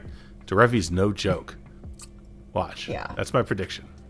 Come on. You got to be bold. I can't just pick something boring. No, so I think Derevy's legit. I think that, at top 8, where I'm thinking scare quality, right? I'm thinking about who do I need to sit down and be wary of, right? And when I see Derevy, I'm usually pretty happy at first, in terms of this shit is going to help me get to turn 4, and then there's going to be no stopping me, right? This will tone down the turbo game plan enough for me to build some advantage and win from there. However, I think that Derevy kind of shoots itself in the foot, but it is also really prone to getting really good when it gets lucky. So because you have no card advantage, except for fucking Esper Sentinel, which they always seem to have, it's wild, if you establish a stacks game plan early on, and you're able to make it to that grindy mid-game to late game, the only way that you beat your opponents is by drawing your key pieces before they can, with much less card advantage. And in the cases where that happens, Derevy can present enough convoluted toolboxy win cons to get around removal and to get around that one creature counterspell they may probably have, enough to the point where they can scrape together a win. I think that there are more situations where the opposite happens, where it gets unlucky, it draws its fucking Arbor Elves into the end of time, and it does nothing with stacks on the board. So again, it made its opponents win harder, but didn't present one itself. But, I mean, there's another 1/3 of the games where it draws what it needs, and it goes from there. It just, needs to, as soon as we kind of firm up that selectiveness and, ability to just draw fucking cards, as soon as we can get an experienced enough Jorman player to mold to those pieces and be able to choose a window in terms that they resolve, I think it's a deck that can compete. And definitely can't be written off. But that's a big ask. I certainly agree that Derevy is one of those decks we might look back on in 3 months and say, wow, this is definitely in the top 15 now. I don't think it's quite there yet. Obviously, it just got a tournament win, but I think there's a huge separation in how Derevy looks when it has the One Ring and when it doesn't have the One Ring. That's if fair. you have the One That's Ring, fair. the deck looks insane. And if you look at the tournament winning game when it was up against 3 Blue Farm decks, it had turn 2 Derevy plus One Ring on the battlefield on turn 2. That's the absolute schnuts. And even when it had the absolute fucking schnuts, it had to draw its entire library to win the game. It couldn't get there. It spent every fucking turn trying to land one of its 8 silence effects, and then just couldn't do it. And it was tapping the One Ring to draw 11 cards, and then had to Angel's Grace to not die to its own One Ring to eventually find a win, which was impressive, and it was an incredible win, and we talked about it a bunch, but it also shows that deck is not quite there where I'm putting it up in this category yet. I do think that is a stretch at this time. Do I see it maybe getting developed a little more? Is it a deck that is absolutely primed to be able to take advantage of new pieces as they're printed with the way certain things work with Derevy? Absolutely. And it's one that I definitely think we could be looking on in 3 months and say, oh, this is number 12 now or something like that. I wouldn't be surprised at all, but I'm not in a place where I would feel comfortable putting it anywhere near the top 10 at this time. I will say this, just, the way that you defined the top 8, for me, I don't get that quite that dialed into the top 6. Yeah, that's fine. Is where I'm at that point. But yeah. So what do you have at number 7? I have Dahada. So I think in terms of the Mardu piles, if you're comparing this to Rog Tivesh Prison or Timna Jeska, this deck stands alone because it deals with the problem of mana and graveyard interaction. That Timna and Jeska and fucking Rog Tivesh can't really hold a candle to. I have never been more afraid of a Mardu pile than I have of Dahada, because there's a kind of like scariness and very cool factor to just slapping a mana generation, like a mana like sink in the command zone. Sure, it fills your graveyard, makes your breach piles easier, whatever. But there's a cool, like kind of like jokey, tricky feeling to just saying, this is just there to make me fucking treasures. Because what is every single Dahada player gonna say when they cast her? I'm just trying to make treasures, right? Don't fucking counter it. Don't kill it. I'm just trying to make treasures. And every single person falls for it. Every time. Me too. I have a 26 counters in my deck. I never counter that shit. And I always probably should if I can. So, like, decks that aren't in blue need to be able to talk their way and reason their way into getting as much value to resolve as possible until it's too late. Until they have enough silence effects or win conditions in hand to get past any counter spells that you do. So this deck does it great. Yeah, I love Dihada. It is not on my top 15 list, but it is a deck that one of the guys in my main play group from the Play to Win Discord has been a Dihada main since we started playing pretty much. Like it's one of the decks I have probably the top 3 most games against ever. And I love it. And what's terrifying about it is how much mana it creates, because it has this really cute play pattern of like turn 1 land, tutor, turn 2 land, Jewel Lotus Dihada, make 4 treasures, turn 3, untap, have 7 mana. It's really good. It tends to be like often a half step slower than some of the other just like pure turbo, but the payoff because of the mana is very consistent and very good at getting there. And I think people really miss out on like how big of a tempo play it is to counter the Dihada. Because when you counter the Dihada, not only do you deny them 4 treasures, but you're denying them the ability to have 7 mana on turn 3 very often. And so then they're just shut off and, oh, my plan was that, and now I have only 3 mana on turn 3. You know, my Brood Lifelines are off if I'm on those. My Pyreneed Abyss isn't working. My Citadel doesn't work. My Nas doesn't work. It just shuts down all of those game plans if you don't give them the mana battery. And the Dihada, people also have the incorrect play pattern of they're like, oh, it's a Planeswalker. I'm supposed to swing at it. Don't fucking swing at the Dihada. Just hit it for 1 so it can't down tick again. That's all you do. You keep it on the battlefield unable to tick down. Yes. You know, don't leave it at 3 loyalty. Then they get to sacrifice it and then cast it again. Like, they don't do that shit. Don't do that shit. But yeah, Dihada is terrifying because of how much mana it has so consistently. Its problem that, and the real play pattern that I learned against Dihada is just cut off the mana early, and then they are so much worse at grinding than decks like Tymna, that are just like the Tymna piles for Mardu, because they just can't draw cards in the same way. It's so hard for them to get back into it, and they have to just shoot these like really hard win attempts that are pretty interactable, whether it's a Broodlord line, whether it's a Nas line, whether it's a Citadel line. Like, you always have an interaction point, and if you know the interaction points, it just completely fucks them over. Yeah, and the biggest weakness of the deck, from my point of view, is it has no recovery. Like, you go for it, you know, you shoot your shot, and that's it. Like, it doesn't have a way to get back into the game, which other, you know, Mardu piles do much better. You know, Tymna, Jessica has no problem drawing cards and getting back into it. If you shoot your shot with the Hada and you miss, you're top decking. And that's it. And that's the way it goes. It's also one of those decks that, like, once you understand what it does, like you said, like, you punch the Hada just enough. Just enough. You don't kill Dahada, you just make it so that Dahada is useless. And it's not hard to do that because Dahada doesn't play a lot of creatures to block for it. So it's pretty easy to get in there and poke it. So at which point the deck does nothing. The creatures it does play are like Magda, Luris, Lotho, these legends, you know, Ragavan, which suddenly, oh, it's indestructible vigilance lifelink. Like, it has a good blocker now. Yeah, no question. like No, and oddly enough, it can gain life pretty well and protect its life total, you know. So it makes it a pretty good Nas deck. But I just think it's too glass cannon, unfortunately. And once you know how to play the deck, you know what it can do. It folds to a lot of different stacks pieces. It folds to interacting at the right moment. You know, all of that makes it a challenge. Like, even Super Jorman would have a hard time, you know, piloting in those top 16 and top 4 pods. So it's one of those decks on spell table. When I land a Manglehorn or a Glenelendra, I see the life die out of their hands, and it makes me happy.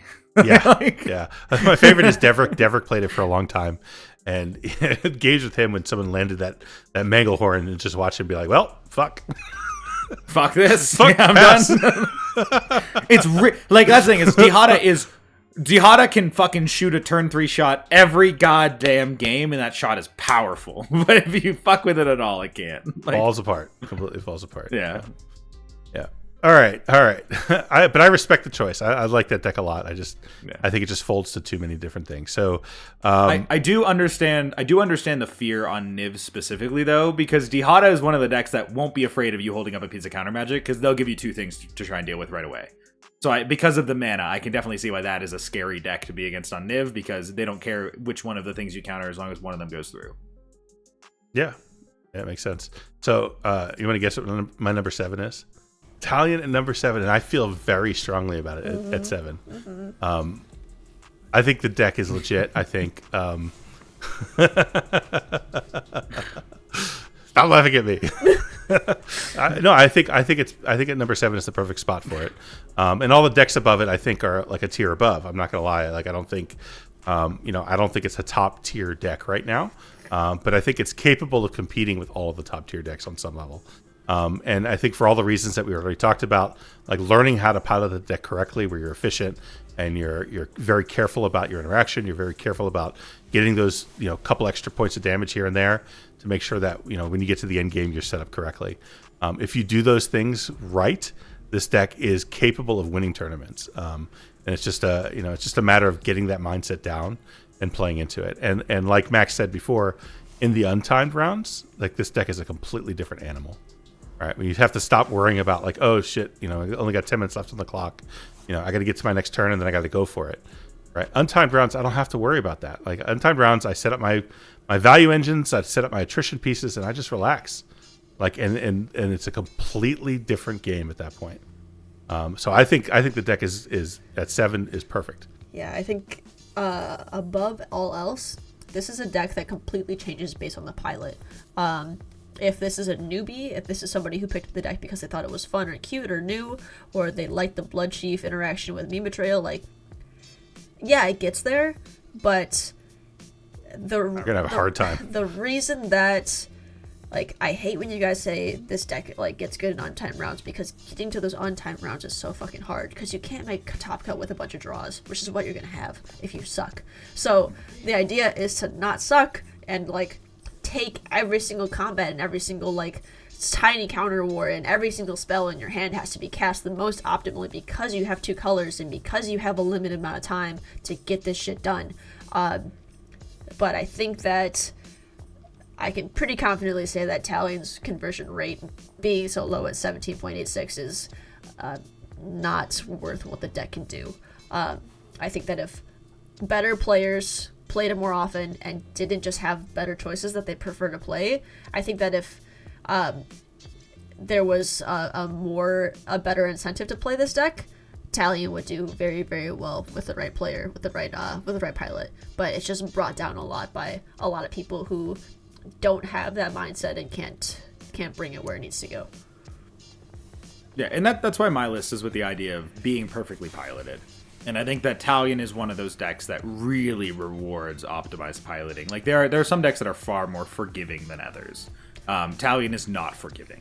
Talion is you have to care about every niche interaction in the entire game, and because of that, like running 7 rounds in a tournament with Talion sounds mentally exhausting, because you have to be so locked in the entire time. So it definitely, it does have that barrier to entry, and you do need like a really comfortable pilot who, it's not just understanding your own deck well at that point. New players will never do well on like a pure control strategy, because control strategies are so rewarded by intricate understanding of your opponent's decks and their strategies and what interaction points work against them, so you can just sit back and find those moments. So yeah, definitely high barrier for entry to really call this one a top deck, but I think when you get the right pilot on it, what I've seen the deck can do, what I have felt playing the deck, like, it's a good deck. It's a good deck. Yeah. And Super German would kick some shit with that deck. I'm positive of that. Like that's just super German. That's super what we're imagining. Yeah, no Mad Nos, no fucking Angel's Grace. German wouldn't touch that shit. Yeah, German would not touch it. That's Control. He's like he literally lean and be like, you playing blue but you're not on board? Like, what is going on? That's fair. But this is imaginary Super German, so he can do it. Yeah. Oh, my turn. At number 7, here's where I finally put this fucking shit. Sisei Weatherlight Captain. Sesei Weatherlight Captain is a deck that I am significantly lower than everyone else on every time I do one of these lists with people. The deck is so good. The deck is really, really good. It's really good at doing its thing. It's consistent. It has a lot of lines. It is a Brewer's Advantage deck. I am so sick of games where I know what Sisei's doing, and for some reason the other two people at the table just don't understand what Sisei's doing. And that is why I am a firm believer that Sisei is a deck that really struggles at top tables where everyone understands the deck. If the other people know Sisei's lines and understand its position in the game, it is normally a very easy deck to stop. Just kill the fucking Sisei, just hit the right pieces, and it is not a problem. But when people give it that inch, it takes the mile. It's one of those decks. And it's another deck that can explode with Dockside when the Dockside count is just at 5. If the Dockside count hits 5 with Sisei, they have lines that just intricately win the game. Where you don't see it coming, and they can have that capability of exploding out of nowhere. So you have to be locked in and prepared for that. You have to be aware of the Dockside count. But it's, when you're playing against good players and everyone knows the deck struggles. It is also one of those decks that, it is entirely commander-centric. And it's hard to give decks this high a rating when they can't function without their commander. And you get some of the decks that are really commander reliant, like Kinnan, but I've won infinite games where there's a Drannith on turn 1 and I never cast Kinnan. Sisei doesn't work that way. You need Sisei to win the game unless you naturally draw into exactly one of your combos, which is a very difficult thing and an unlikely improbable thing to occur.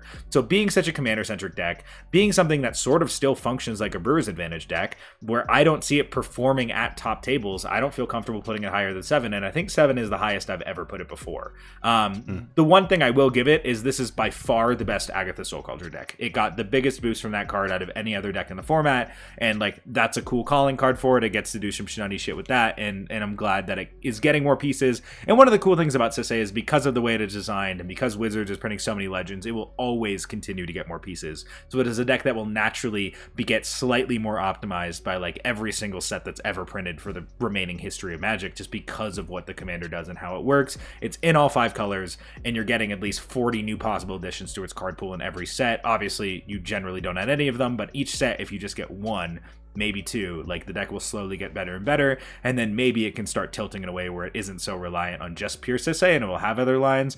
Also, it's one of those decks that just hard folds to Oppo. Hard folds to Oppo really, really bad. But yeah, it's a super good deck. If people know how to play against it, it's not that great. Okay. We can go into this shit later and why you're so wrong when I get to Sisei in my list, okay? Yeah. Sounds great. Yeah. Sounds great. Same. Sounds great. 6 is Dargo Ikra. This deck is fucking insane. It's the best Dargo deck by far, and Dargo is fucking unreal. We talked about Dargo Thras, we talked about Dargo Tymna, but the best part about this deck is when it gets all 3 of the colors, it needs to be fast and to be sneaky. So if you pull up Connor's list, in terms of the scare factor, I am fucking terrified of Connor whenever he sits down with this list. It is the best fucking merriment of Turbo and Razakets combined.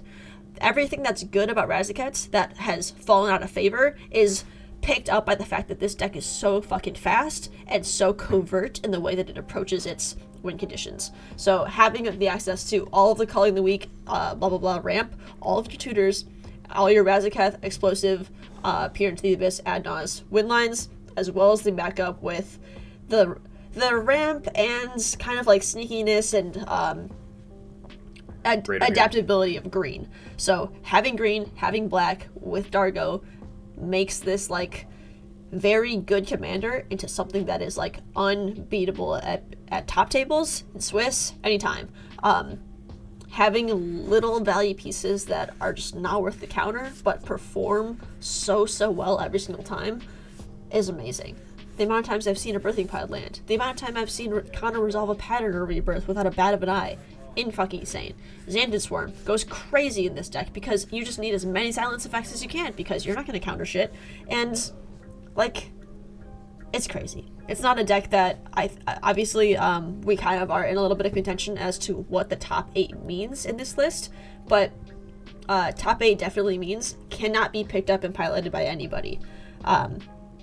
Unfortunately, the number 1 slot can be picked up and piloted by anybody, but this deck is fucking insane. So yeah, I think that it belongs here, but it is definitely a super Connor deck. If Connor's playing this, it's insane. If anybody else is playing it, I'm going to assume they have no idea what they're doing. Yeah, it's a deck I have an absolute shitload of respect for. Back when people used to say, oh, what's the fastest deck in the format? It's Rogsai, right? And I'd be like, nope, it's Crick number 1 and it's Dargo Ikra number 2.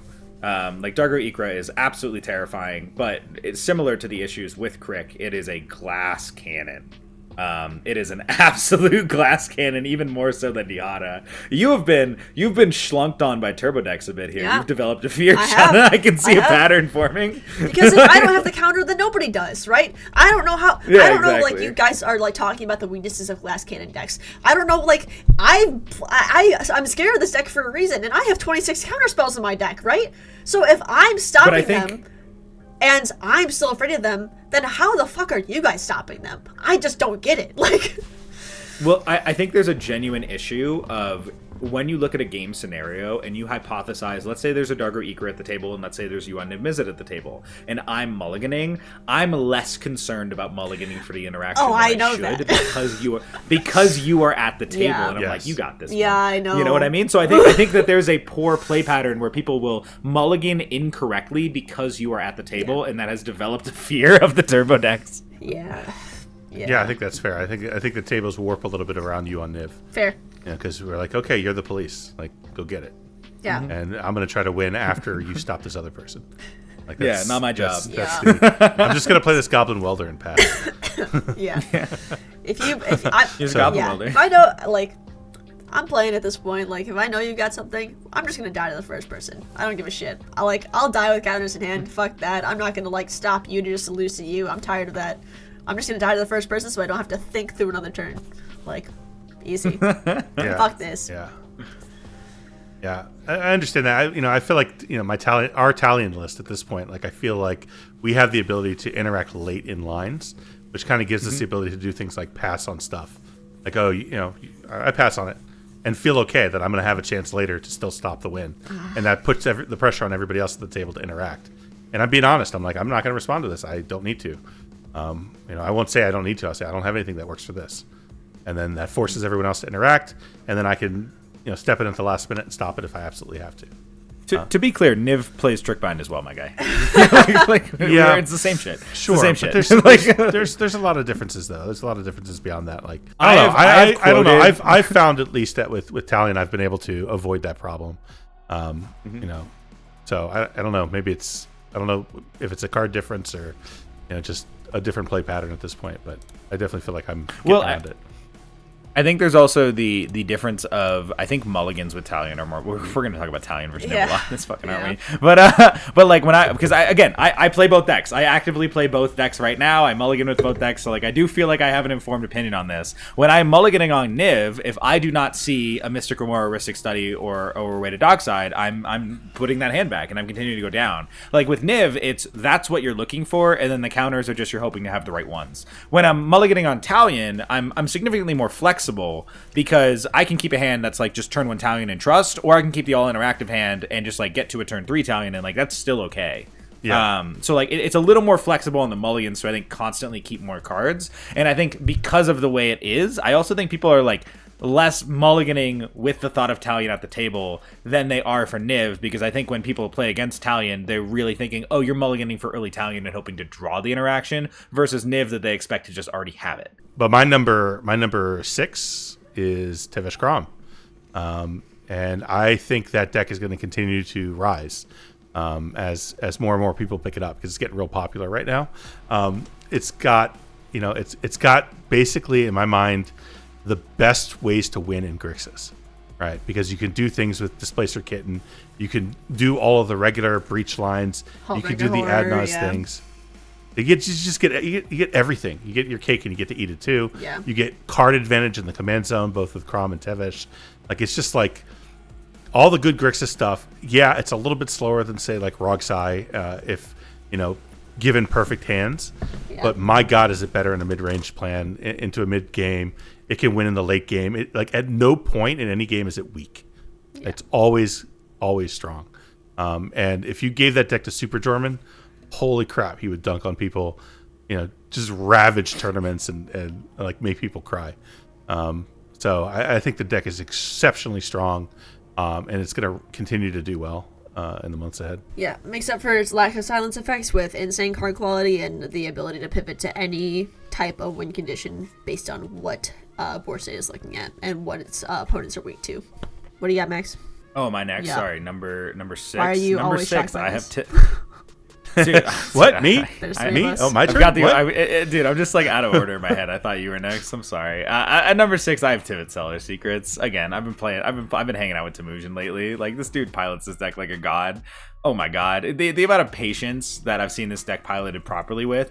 The people who just go try and go like turbo Tivit, or they just like try and slam down a Tivit and just like hope it gets there, are the people that do not succeed on this strategy. And the people that know how to mulligan for the right pieces of interaction for the table and the right things to stall the game appropriately and interact only at the key moments and let things happen. The amount of times I've seen like Temujin's tournament games where people are like, oh, he's gonna win this turn, he's got so many cards in hand, and I see him just like untap, pay 4 for Mystic Remora, play down 1 stacks piece, hold up 4 mana, pass the turn. You know, discard 2 lands. And like that play pattern with Tivit, when you see someone pilot the deck like that, there's no world he's losing the game that turn cycle. He's drawing more cards, he's putting more things for his opponents to play around on the board, he's making the chokehold tighter and tighter and tighter, and then he just goes for the most protected win attempts you'll ever see in your life that have like quadruple resiliency for them. And like that is the correct way to pilot that deck. And you are playing against Tivit pilots that mull for those hands and can actually pilot that game plan, the deck is terrifying. It dunks on creature combo because it's on multiple board wipes, all the Grafdigger's Cage Curse Totem effects.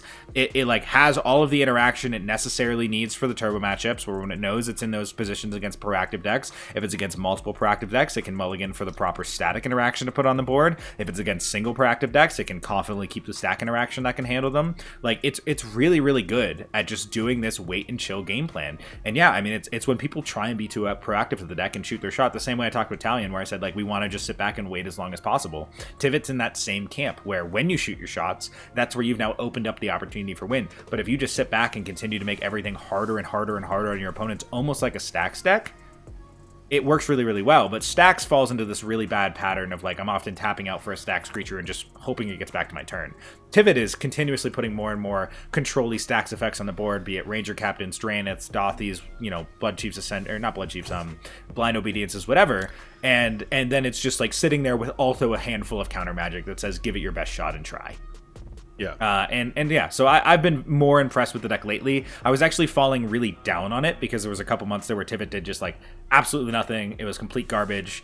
Like the meta just wasn't in the right place for it, and now it seems like these decks in the category of Talion and Tivit and these like slower control decks, because everyone is so focused on like I want to mull for a Rhystic Study, I don't want to win on turn 2. These decks that do really, really well and become unbeatable when given time to set up are doing pretty good right now. And that's why we tried to go the opposite route the other day where we said let's play Rakdos and just say fuck you. But most people aren't doing that. They're trying to lean back into these more like slow control strategies to take advantage of everyone just like trying to go the value route, because when you're against the decks that have static onboard interaction plus really good card advantage plus the right counter magic, you will not win that value battle because they break parity on you because of the static interaction. Yeah, strong. I mean, strong. yeah, it's a deck with a big creature in the command zone, a big, good abilitied giant 6/6, but it's not glass cannon, and that's scary. It's a easier to cast Niv. It's a less glass cannon Niv. Doesn't need Tivit to win because he's got plenty of backup, and it'll babysit you if you have no idea what you're doing because it's just a 6/6. But if you don't know what you're doing, you will lose every time to the dock side. And I just want to put this out there. The day the dock side gets banned and I stop playing because my deck is no longer relevant, if anybody wants to buy a Magic Collection, I'll be selling it because you know everybody's going to jump back on Tivit as soon as Dockside gets banned. They're going to be like, holy fuck, I don't have to be afraid of Dockside anymore because I can finally just play my loosey-goosey Magic and have no consequences. So yeah, just like save your pennies. 100% right. Buy my cards. I agree so much. When Dockside gets banned. Thank you. So what do you got at number 5, Number Shauna? 5, Najeela. Every time I play against Najeela, I am less scared. I got some weird fucking thingy red goblin bullshit warrior that was a Najeela card they printed for it, and then whenever a creature enters, it doubles its power until end of turn, and it just like is another win condition because if you have enough warriors, you can swing and kill with it. That thing. Yeah. The roast master. Some shit like or whatever. Some Yeah. garbage. Devilish Valet, right? Devilish Valet or something. Yeah, Devilish that feels Valet, right. I think so. Yeah. It's the deck of 18 billion win conditions. It's got 2 fucking power, guys. If you can't string together enough brain cells to kill this shit before it gets out of hand, I have nothing to do with you. But yeah, as soon as your Najeela gets murdered, like, you can pivot to 8 other billion win conditions that are in 5 colors. It is Kenrith with a good clock, and it will always be good. It will just not be that intimidating for me because I can smell the roses outside of my yard and fucking kill this thing. So, I think that it's adequately scary enough to draw enough hate to be stopped. Sure, it's resilient. That's great. But it's just, it hasn't been performing lately, as far as I know. Sure, Memo, like, People haven't been playing it. Like, there's not even entries on it right now. Right, like I think there were some. It had 2 top 16s like each of the last 2 weeks. Yeah, the last 2 weeks there have been more Najeelas than there were for the past 3 months. Yeah, but it really did fall off there for a while. I have it at number 5 as well. It's interesting because I every now and then I go through this exercise where I'm like, okay, I'm going to build the best CDH deck in the entire world, and I'm not even going to put a commander in the command zone right now. I'm just going to build the best freaking CDH deck that I possibly can with all the perfect counter magic. I'm going to do all the turbo win cons. I'm going to put all the best protection for those win cons.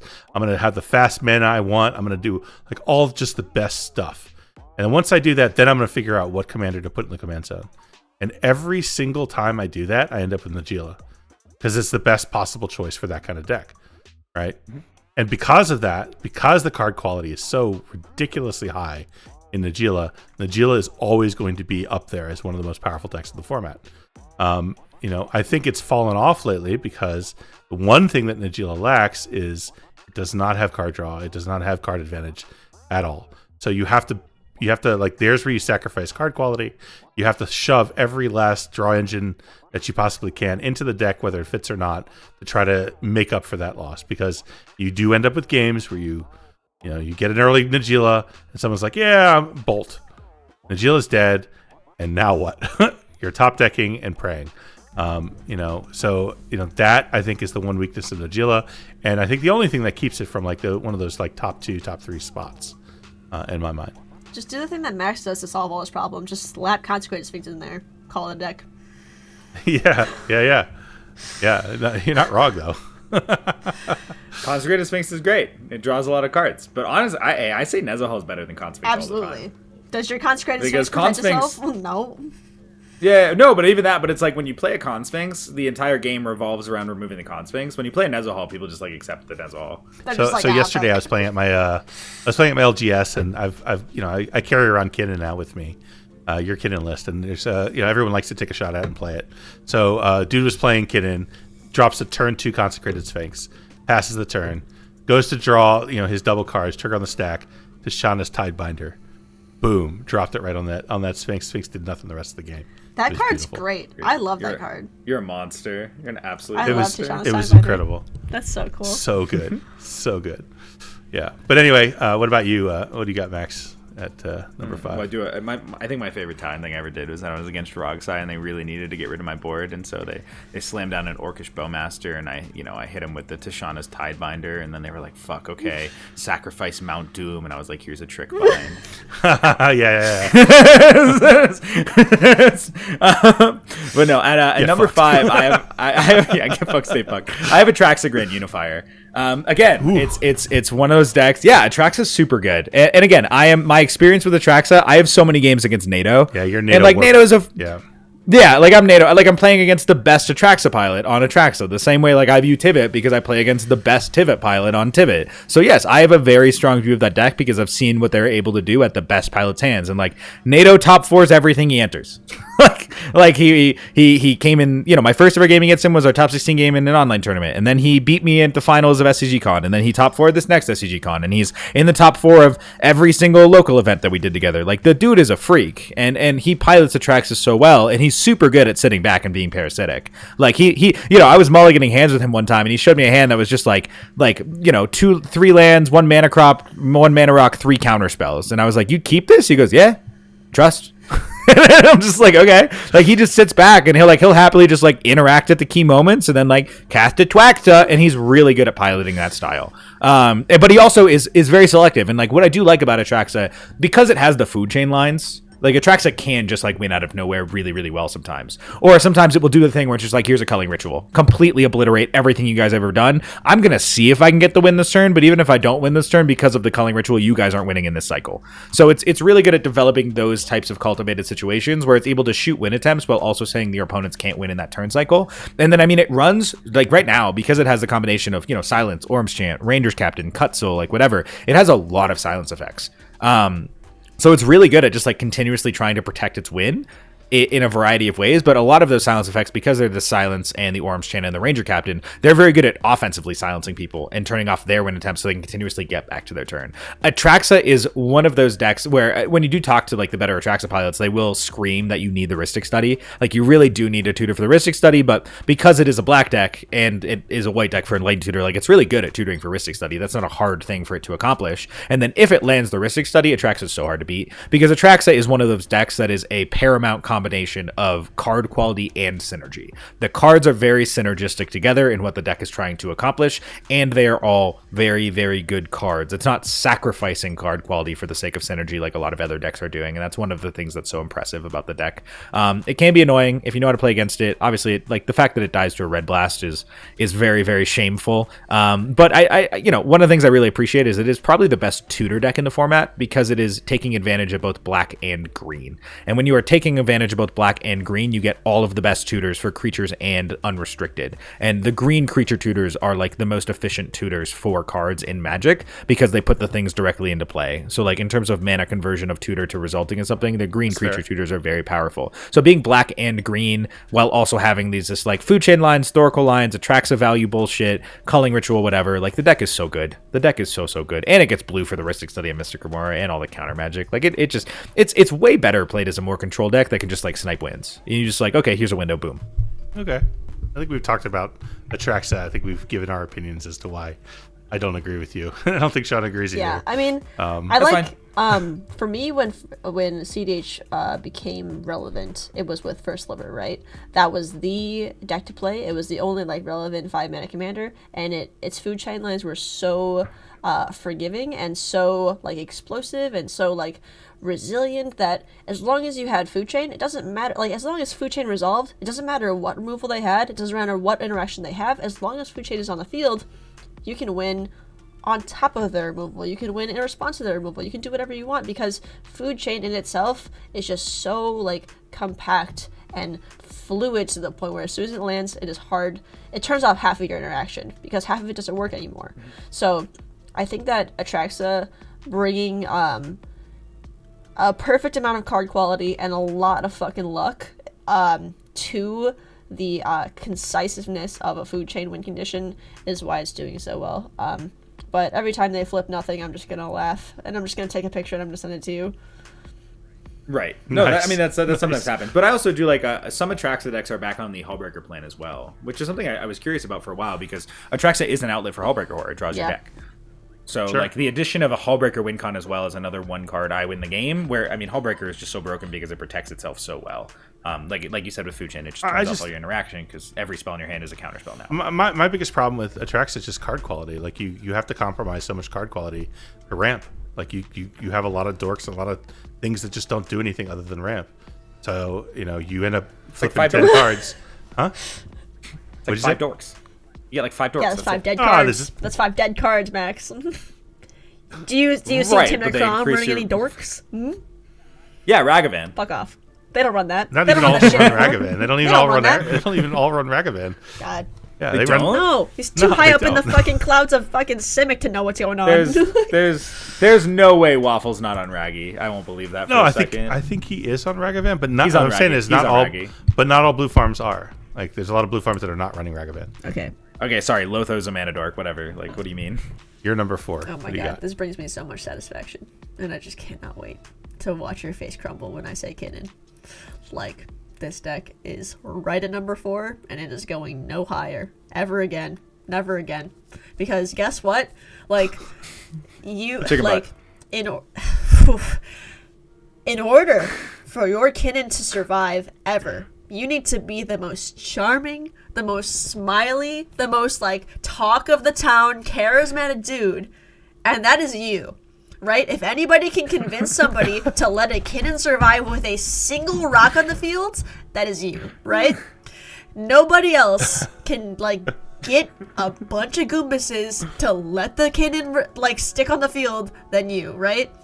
Like, I don't even, every time, I'm gonna take this as a compliment, yeah, by the way. I'll just take it fine. as a compliment. I just want you to know that, like, Eminence.events can be seen by anybody, even if they're not playing in the tournament, even if they've 0-3 dropped into the tournament, right? So every time I see you get a win, I'm just like, how? Like, how are they doing this?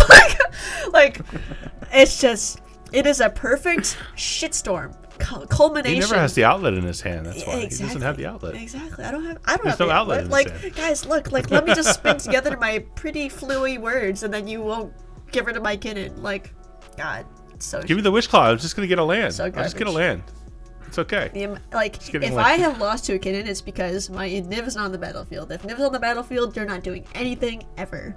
So more people just gotta play Niv, and then Kinnan will drop in the ranks until it's no longer in top 15. Do you remember our first ever game against each other, I try to Shauna? block it out.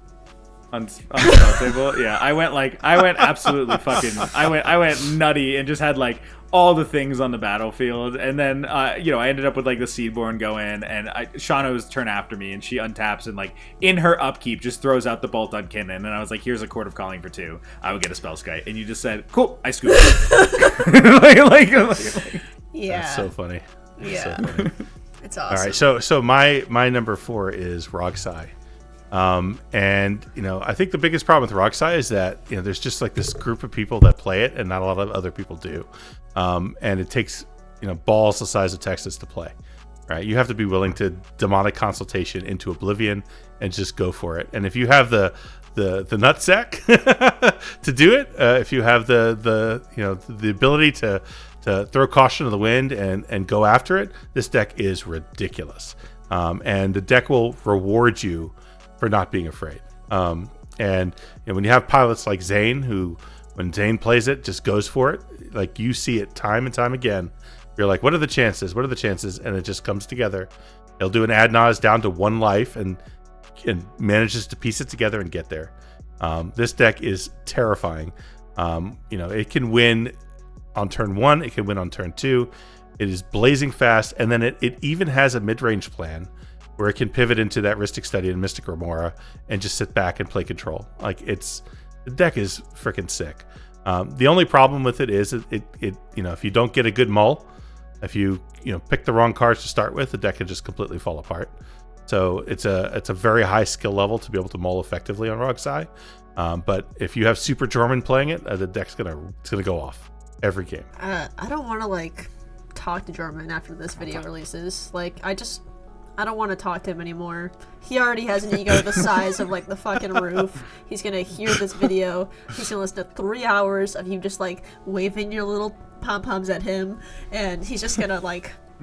I gave a... Super German. Super German. Super Jorman's the imaginary character. We're not talking about real Jorman. We're talking about Super Jorman. Yeah, real German could not do this. This is Super I German. went to German is not super yet. I went to Festival Nights after I top forward with him at Festival Nights. I wasn't that impressed. It was my first time playing with him. He just fucking sat back on his all hand of gas until he just, like, magically got the chance to cast it because we dealt with everything else, right? And then he just won the game. Mm-hmm. So I was like, I don't think German's that great. And then I fucking go to what was that tournament in Atlanta at CCG, the Top Deck CCS Expo. Top Deck Expo. I went there and I was like, Nathan was, like, going around doing his interviews, and I was like, Jorman's not making top 16. And then he fucking 5-1 the tournament, and I was like, okay, okay, because I just watched him. This is a quick spiel. Like, he was playing against Connor. And I was like, finally, somebody that can put German in his place, and I could let him get away with his shit. And then Connor, fucking, in response to his Mr. Remore trigger, before he pays for it, goes for the most insane, like, born upon a win, attempt to win. Jorman, like, watches peacefully as somebody silences Connor, right? And it was insane. He silenced Connor. It was his silence. He silenced Connor. Yeah. And then, like, everything fell into place. And they were like, finally, we've stopped Connor. And then, fucking, like, some like dickhead, like somehow they like the kin player and the Niv player like hodgepodge together enough like interaction to let the silence resolve, or to get the silence to resolve. And then Jorman just goes, Born? And then as soon as he casts his Born, as soon as it resolves, they're just like, because Jorman's like playing for the draw this entire time, because he's at 15, he's already in. And then like, he's just like, Born?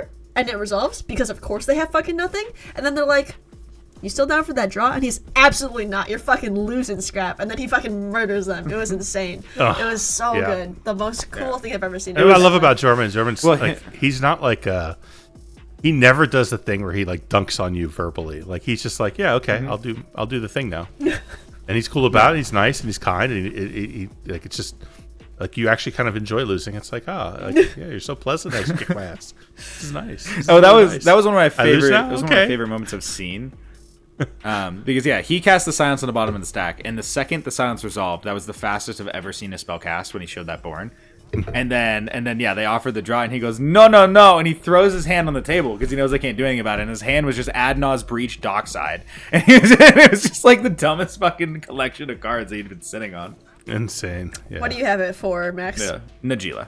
One higher than you guys. Najila is that deck where same thing as you. It's like it is. I talked about in Attraction. I'm like, it's an incredible showing of synergy and card quality combined. Najila is the peak of that. Najila is, because like Blue Farm is the highest overall card quality, sure. Najila is very close, but it is also so synergistic. Like everything works with everything else in that deck, while also just having multiple A+B combos with the commander, and having the commander be a 1-card win con even if it's not comboing, and being able to win through Thoracle, and being able to win through Breach, and being able to do just like fucking everything you could ever want to do in Magic, all in one deck with just the highest card qualities, 5 colors, win the game, and the deck is terrifying. The deck is so powerful, and when it's run by a proper pilot, it's absolutely schnutty. The way Memo has dunked on me with that deck is frustrating, and the one weakness of the deck is just card advantage, where that is why if they have a Rhystic Study, a Mystic Remora, or a One Ring, or a Samut, I am absolutely fucking terrified of Najila, and I spend every moment trying to explain to the table how terribly we are about to get dunked on, and they don't always get it. They're like, you're just gonna draw like 4 cards on the Samut. There's no way that's that terrifying. It is. You will lose 100% of the time. 4 best damn cards you could possibly draw. Yeah, it's pretty easy to be a good deck when every like time. WotC just like fucking gives you everything you want. Like just like they just like put the most insane like card advantage, and they just slap Warrior on it. They're just like, what?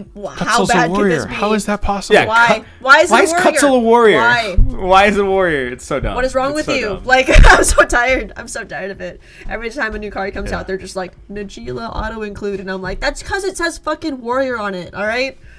Whatever. But it's not just because it says Warrior. It's because it's broken good. and it Like, says it's says good. Warrior. Yeah, Like, why? exactly. Like Why? I'm here looking at fucking Archdruid's Charm, saying, "Is this good enough for Kinnan? Like, give me something broken, bro. Like, I want something good." All right, what do you got at number 3? For other reasons, I have Roxai. Like, I know it's been out of favor recently. I know it's not been doing great. But the only reason it's not doing great is because everybody that's good on it had played it, and then everybody that's not good on it was like, I want to do that too. I want to win on turn 2 too. I want to like top deck because I'm not a resilient deck. I want to top deck anything, go for the fucking wheel, find the win on turn 2 or 3 also. And then they brought the win condition down. They brought the conversion rate down, and then everybody was like, Roxai sucks. Roxai is out of favor. Roxai's dead. Blah blah blah blah blah.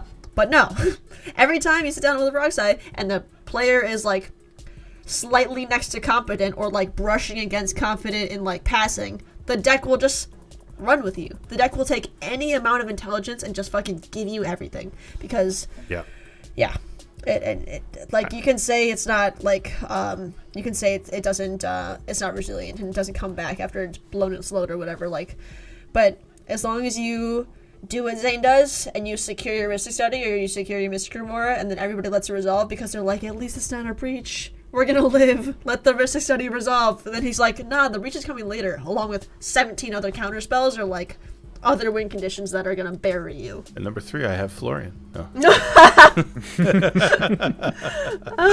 number 3, I have. Number 3, I do in fact have Sisay. And here's the thing. I don't like Sisay. I look at Sisay. I read the deck list. I scratch my head. I'm like, God, this seems so clunky. Like, how's this all going to come together? Folds to an opposition agent.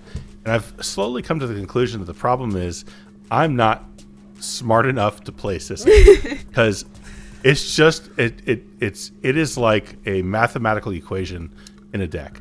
And the thing is if you put this mathematical equation in the hands of an incredible pilot, people like Malcolm, people like Super German, they're going to dunk on people because they are going to find that there's so many ways for this deck to piece together wins that are impossible to interact with. That it's just incredibly hard to stop, and it's incredibly easy to misplay and lose to this deck constantly. Like, you really have to be on your game against it. And if the player you're playing against is really on their game, they can, like, it just scales with their skill level in a way that no other deck does. And for that reason, even though every time I look at it, I'm like, I don't like this deck. I don't think it belongs in my top 15. I don't think it's that great. Like, at some point, you have to just respect the fact that it just is that good. And just because I don't understand why it's that good doesn't mean it's not. So the deck is incredible. And like it's top 3, but I think it's very close to the top 2 at this point. Like, they're in the same tier in my mind at this point. Sure, in the hands of an average pilot, maybe not, but in the hands of the most skilled, that skill level scales with the deck in a way that nothing else does. So that's why I have it at number 3. At number 3, I have a good deck. It is called Rogstar. It is the deck that rewards pilot skill more than any other deck in the format. It is constantly a calculated risk reward. It is the hardest deck to mulligan in the entire format, and it is an absolute fucking blast to play. And if you know your lines and you know your windows and you know how to properly play it, where, by the way, playing Rogstar properly does not just mean I want to win the game on turn 2. It means I am going to go in with the goal of accumulating resource and using that resource to execute a win in a dedicated window. And there is just a high correlation between that window being in earlier turns when people are tapped out and don't have as much resource or value developed. That's just how it is. Play the deck correctly. The deck is fucking cracked out of its mind. Yeah, nobody has to talk about why Rogstar is good. It's so good. I don't care that it has done well lately. The deck is so cracked. great. Like, deck is cracked. All right. Okay. Now that we've talked about the good decks, I just want you guys to think back. I know there was one game where you entered into a tournament, or you entered into like your locals or something, and then somebody played fucking like Xenagos, or like somebody played like Krenko, and they just fucking shit on you because they played a bunch of casual cards. I want to talk to you about Sisay Weatherlight Captain and why it's my second choice in this list. Because we're playing fucking Kiora, we're playing Tyvar, Vivian, Champion of the Wilds, Nico Bolas, Dragon God, that's what win condition is fine. We're playing Urtai, and Lawan, Cephalid Empress, but this is Malcolm's deck. The most exposure I've had to it during a real game was during the finals of Festival Nights, where he was in first seat, and it was a game that I was happy to lose. Every single time I got anywhere, I fucking Gilded Drake to Sisay at one point, and then I looked at it, and I read it a second time, and I realized I can't even get fucking Ragavan with this thing, because I can't even, like, what am I gonna do with it, right? It only works with itself, and it works with itself so beautifully and so seamlessly to the point where by the time that you've convinced your opponents to invest the amount of effort it takes to kill a fucking 4/4, 5/5, or a 6/6, because that's what it always is, right? If you're an intelligent player, and you know to cast your Sisay at the right time, and you know how to read your opponents the way Malcolm does, and you can evade that one piece, that one lightning bolt, that 1/2 damage they can do with their Orcish Bowmaster somehow, if you can get that fucking window and exploit it to the point where your Sisay never dies, your opponents have no chance, because we're not talking about Super Jorman. We're talking about fucking Malcolm, the guy who can take Brewer's Advantage and make it so explosive to the point where it doesn't matter that you don't know what his cards are doing, or doesn't matter that you like let him resolve a Catilda or some shit. Like, it's too late, because you can't counter everything. You can't kill everything. And every single fucking piece of garbage he plays makes the one big problem unkillable. Because I can't kill a 5/5. Like, because he doesn't cast anything that helps me kill it. He doesn't cast any instants or sorceries that feed the Mystic Remora. He pays for the Risque Study with his 8 billion mana that he makes with this guy. Cranial bullshit. Like, he's got everything covered, and there's nothing you can do. Yeah. Like, if Malcolm's on this deck, it's over. I agree. Like, Yeah, I agree. The deck is sick. Yeah. I think it's underrated at this point. People should realize that this is like an elite deck at this point. 100%. Max, stop pouting. God. I'm not pouting. I just, like, if you know how to play against Sisse, it doesn't do shit. I don't know. Let me soothe you. Here, let me soothe you. My number 2 is Kinnan. Okay. Number 2 is Kinnan. And I will say this. We're talking about real decks again. I'm glad. It's precariously positioned at number 2 right now because it has a huge target right on her forehead. Similar to Winota, similar to Tayem. People are terrified of Kinnan in the meta right now. Everyone sees it. Everyone wants to kill it immediately. Everyone overreacts to it. And that right now puts Kinnan in a tougher spot than it's been in the past. Not so much that it's not still the number 2 deck. It literally won a tournament 3 days ago. It was being played by Super Jorman. No, it was played by real Jorman, not Super Jorman. There's a difference. You're right. Real. Okay. Sorry. But I still have it at number 2, right? I haven't dropped it below number 2, but it is in danger. It is under threat right now, and that dilutes its power a little bit, so it doesn't make it to number 1, and it's not equal to number 1. But it's a damn good deck. It accrues value that is very difficult to stop. It's one of those decks where okay, there's Kinnan, kill Kinnan. Recast Kinnan. Kill Kinnan again. Recast Kinnan again. It just generates so much mana. It's just so damn hard to keep that stupid commander off the field. And if you leave it on the field, you just lose. And so you really have to work with the whole table, put the target on it, and work together to eliminate it. Otherwise, you're just not going to win. So the deck is incredibly powerful. It scares the shit out of me every time I see it. And I have to really be careful not to overreact myself even. So I mean, for the record, I have been targeted when I'm playing Kinnan for fucking 6 months now, and it hasn't made a goddamn difference. God, I wonder why. Okay, let's they fucking kill it once, and they're like, the day is saved. We can continue on our normal game plan because it cost 4 and he only has 3. It's fine. Go about your merry way, Rogsai. Cast your spells. Shit. It costs 4. Yo. Okay. And then Max is like, play a lance. Is it time for my number 2? Ahead. When you got a number 2, I'm surprised. And number 2, I have Kinnan Bonder Prodigy. All right. This deck is fucking insane. Sit back, relax, and I'll talk. Let's get comfy. Let's get comfy! Alright, here's the fucking real deal on Kinnan. 2-mana commander, that is the categories I talked about. Card advantage, mana advantage, combo piece, outlet. 2-mana commander, does fucking everything. Also, not commander-centric. Seems like it's commander-centric. I don't need Kinnan at all to do anything in that deck. Every game plan works. I win every single game that there's a fucking Draenathon turn 1. I'm like, great, I get to develop and no one's gonna fuck with me. And I win those games. Every time. There's a Grafdigger's Cage, I get to get away with shit. Sounds great. Leave it there. Not touching it. I'll play the Mega Horn, I don't kill it. I'm like, I don't fucking care. I'm on the other plan. Play a Curse Totem, aw, my Kinnan can't activate, but my Mana Walk's still double. Who fucking cares, dude? Everything in the deck still works through everything. You work around stacks like a fucking breeze. You don't give a shit. Rule of Law, thanks for the free dubs. You wanna play Magus of the Moon Winota? I appreciate the confidence that I'll be winning this game. I don't give a shit. I'm the only deck in the format that can confidently be a turbo deck, a mid-range deck, or a stacks deck, and confidently switch between all 3. I want to Trinisphere you, Chimera, Glenolander, One Air Kick, Voidinor, get fucked. I want to go mid-range, use a Ristic Study, and a Consphinx and a Nezahal. I'll grind you out with card advantage. I want to go turbo, guess what? Turn 2 Basalt win. I can do all of that. You don't know what I'm doing. You have to be afraid of everything, and no matter what plan you stop, I got another plan. Kinnan does everything. Kinnan dominates all. If you know how to run this deck and utilize his flexibility, this shit is absolutely fucking broken and insane. It is the second best deck in the format. It is close to number 1. Realistically, there are 1A and 1B in my eyes. Kinnan is the peak of synergy. It is the most synergistic deck in the format in what it is capable of doing. It explodes in a way that no other deck explodes, and it utilizes cards that no other deck can utilize. We are the only deck that can confidently play a Voidinor, a fucking Thorn Mammoth, a goddamn fucking. We get Nezahal out on turn 2 all the time. You can't do that in Niv. That's like a late game plan. We just do it early. We don't give a shit. We make so much mana. We see so many cards. We utilize broken game-breaking effects like Hullbreaker Horror and all the things I've talked about. This deck is my passion project. It is my little buddy. I live on Tropical Island. That is home base, and that is all I have to say. Okay, so you guys know I work for Eminence MTG, right? I've been talking to them about, how we sold out Punt City 3 in 23 minutes, right? So I'm like, guys, what if we just, the next time we have a big tournament, we just preface it with, we're gonna have a ban for just this tournament on Ristic and Mystic, and we'll see how it goes. Everybody will have a fun time just getting to slot in 2 cards that they've always wanted to play, but they couldn't. I would just like to introduce another idea.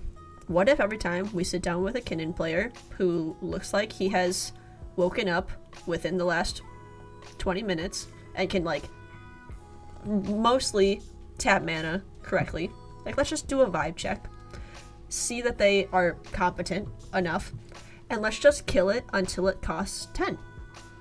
And then we can play the game from there. So like, That's fine. I don't care. I just don't recast Kinnan. I just do the other thing. Let's, I don't give a shit. let's just play this game where Kinnan can't be You're cast, correct. and then we can play That's normal correct. Magic. Like, why not? Why not that? You know? But no, everybody's too busy using their several tutors. As everybody loves to remind me, they're always like, "Why are you playing Izzet? You don't get tutors." Well, you don't use your tutors for anything useful other than tutoring for your 1 win condition. I get to counter it, and we lose to fucking Max on Kinnan every time. Like, good job with the tutors, bud. You gave the game to Max, who also doesn't have tutors. Here's a Glen Alendra. I pass. I don't have any. God. I hate him. I love this deck. I hate him. Dude, I love this deck. Oh my god. I love this deck, dude. This deck is so good. Yeah. But that, I'm trying to get it's him. the most I'm trying to get him it is- addicted to Obnix, and then he won't play Kinnan anymore. Number 1, I don't know if you guys have heard of Timnacrom. I think it's kind of a reach. I'm willing to think of. I'm willing to listen to other options. There's a lot of different options as to what can be number 1. But personally, I think this. I do have a different deck. No, you don't. I have Crom and Timna. No, sorry. Yeah. Every time you guys say some dumb shit, my back just hurts more, and I'm just like, I could have been solving this problem. Like, Sorry. Hey, that's the dragon's fault, dude. That's not me. That's the dragon. I think if you had the right tattoo, if you had the Niv Mizzet tattoo, I think at that point, Niv would make a run for number 1 spot at that point. all right, I'll get it changed. But not even having that tattoo, like I don't believe you. I don't think you really have the confidence. Listen, in- I haven't deck. I haven't gotten a tattoo since I started playing CDH. I just got tired, and it hurts, Max. It hurts. Like, I mean, imagine So- you had a Niv tattoo, and every time they stuck one of those little needles in you, I forget what that's fucking called, but they did that, and you were like, "Oh, did I draw a card?" One ping. so, So why the funny. fuck is But Timnacrom so like, good? let's talk. Why is let's why talk about is Blue it so Farm. good? Like, Yeah. how do we stop it? How do we get it off this number 1 slot? Like, why do I have to stare at fucking 2 of these on average every game? It's because of Just the Lord keeps of the getting Rings better. set, honestly. Yeah, like Lord of the Rings is the set that took it over the edge. I mean, the fact that they got Orcish Bowmasters, Lotho, Boromir, Born Upon a Wind, Ring. like all in the same set. Yeah, some of them play the One Ring, some don't. But like that collection of cards is what really took it over the edge because it cut all the fat. It cut the loyal apprentices or the containment priests, like all God, those I like hate little that cute shit. flex slots for like being a little more interactive. Yeah, but like all those little kind of cute slots where you're like, oh, it's a Timna attacker, it does a cute piece of interaction. That all got cut for just more gas. You know, You identified the like- reason. You identified the reason before because you pointed out the lack of synergy in the deck. The deck is not synergistic. It doesn't have like things that all work together. It just has fucking great cards. So every time a new great card gets released, it's probably going to be in Sans Green, one of those colors, and it's gonna if it's better than one of the existing cards, it's an upgrade. Like, you don't have to think about it. You don't have to be like, oh, does this work with, well, this is Sisay, so is it legendary? Or, oh, I'm stuck in Simic, so I got to think about, like, whether or not, like, none of that. Like, is it a great card? If it's a great card, it goes in Blue Farm. Period. End of story. Game over. Done. And it doesn't have to synergize with anything at all. The deck gets upgraded automatically. So it just keeps getting better, and it's going to continue to get better. Every time a new great card comes out, it's going to go in, and Wizards keeps pushing the cards harder and harder. So we're going to see it. So I don't see Blue Farm going anywhere from this number 1 spot anytime soon. Just don't see it. A lot of people, say, oh, it pilots itself. I disagree with that. I think, one of the problems with Blue Farm, one of the few weaknesses that Blue Farm has, is that, people think that, and then they go and they think they can just pick it up and run with it. And the fact is that Timnacrom gives you enough rope to destroy yourself. So if you're a new player and you think you can just run with it, you're going to kill yourself. I've seen it happen over and over and over again.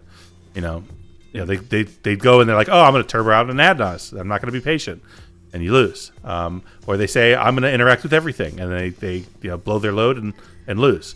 Right? It is a deck that, the pilot, like, how we talked about Sisay scaling in terms of skill.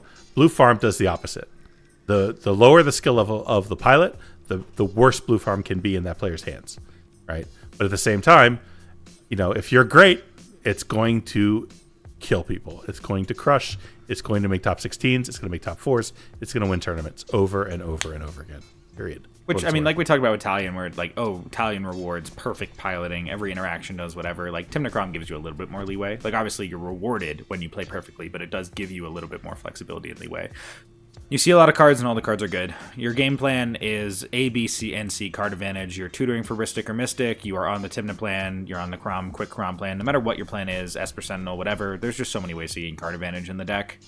And every card you draw is gas. There's not a lot of dead draws, and that's why like the meme and trope of blue farmers when they're like, my hand doesn't do anything, and it's like, well, shut the fuck up. Like, that's such bullshit. Like, all you have is gas in your entire deck.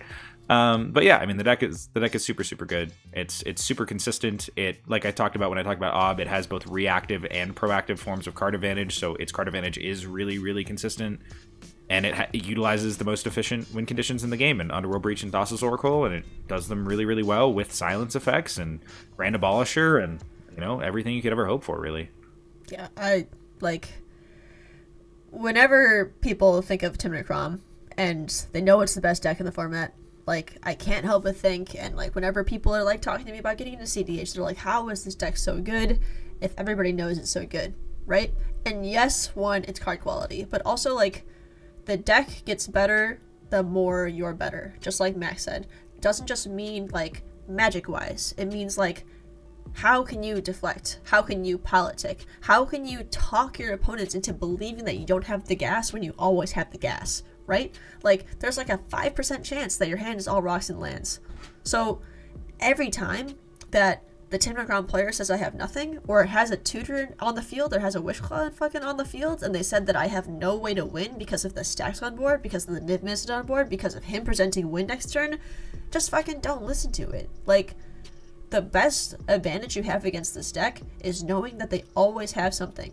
Like, that is the biggest weakness, and the reason that whenever a card comes out, whenever a good card comes out, they have a hard time because they can't find a cut. Because all of their cards are good. Every single fucking card is either good or it's on the field. So, don't fucking listen to them. Whenever they have more than 2 cards in hand, they can do something. Whenever they have less than 2 cards in hand, they can do something.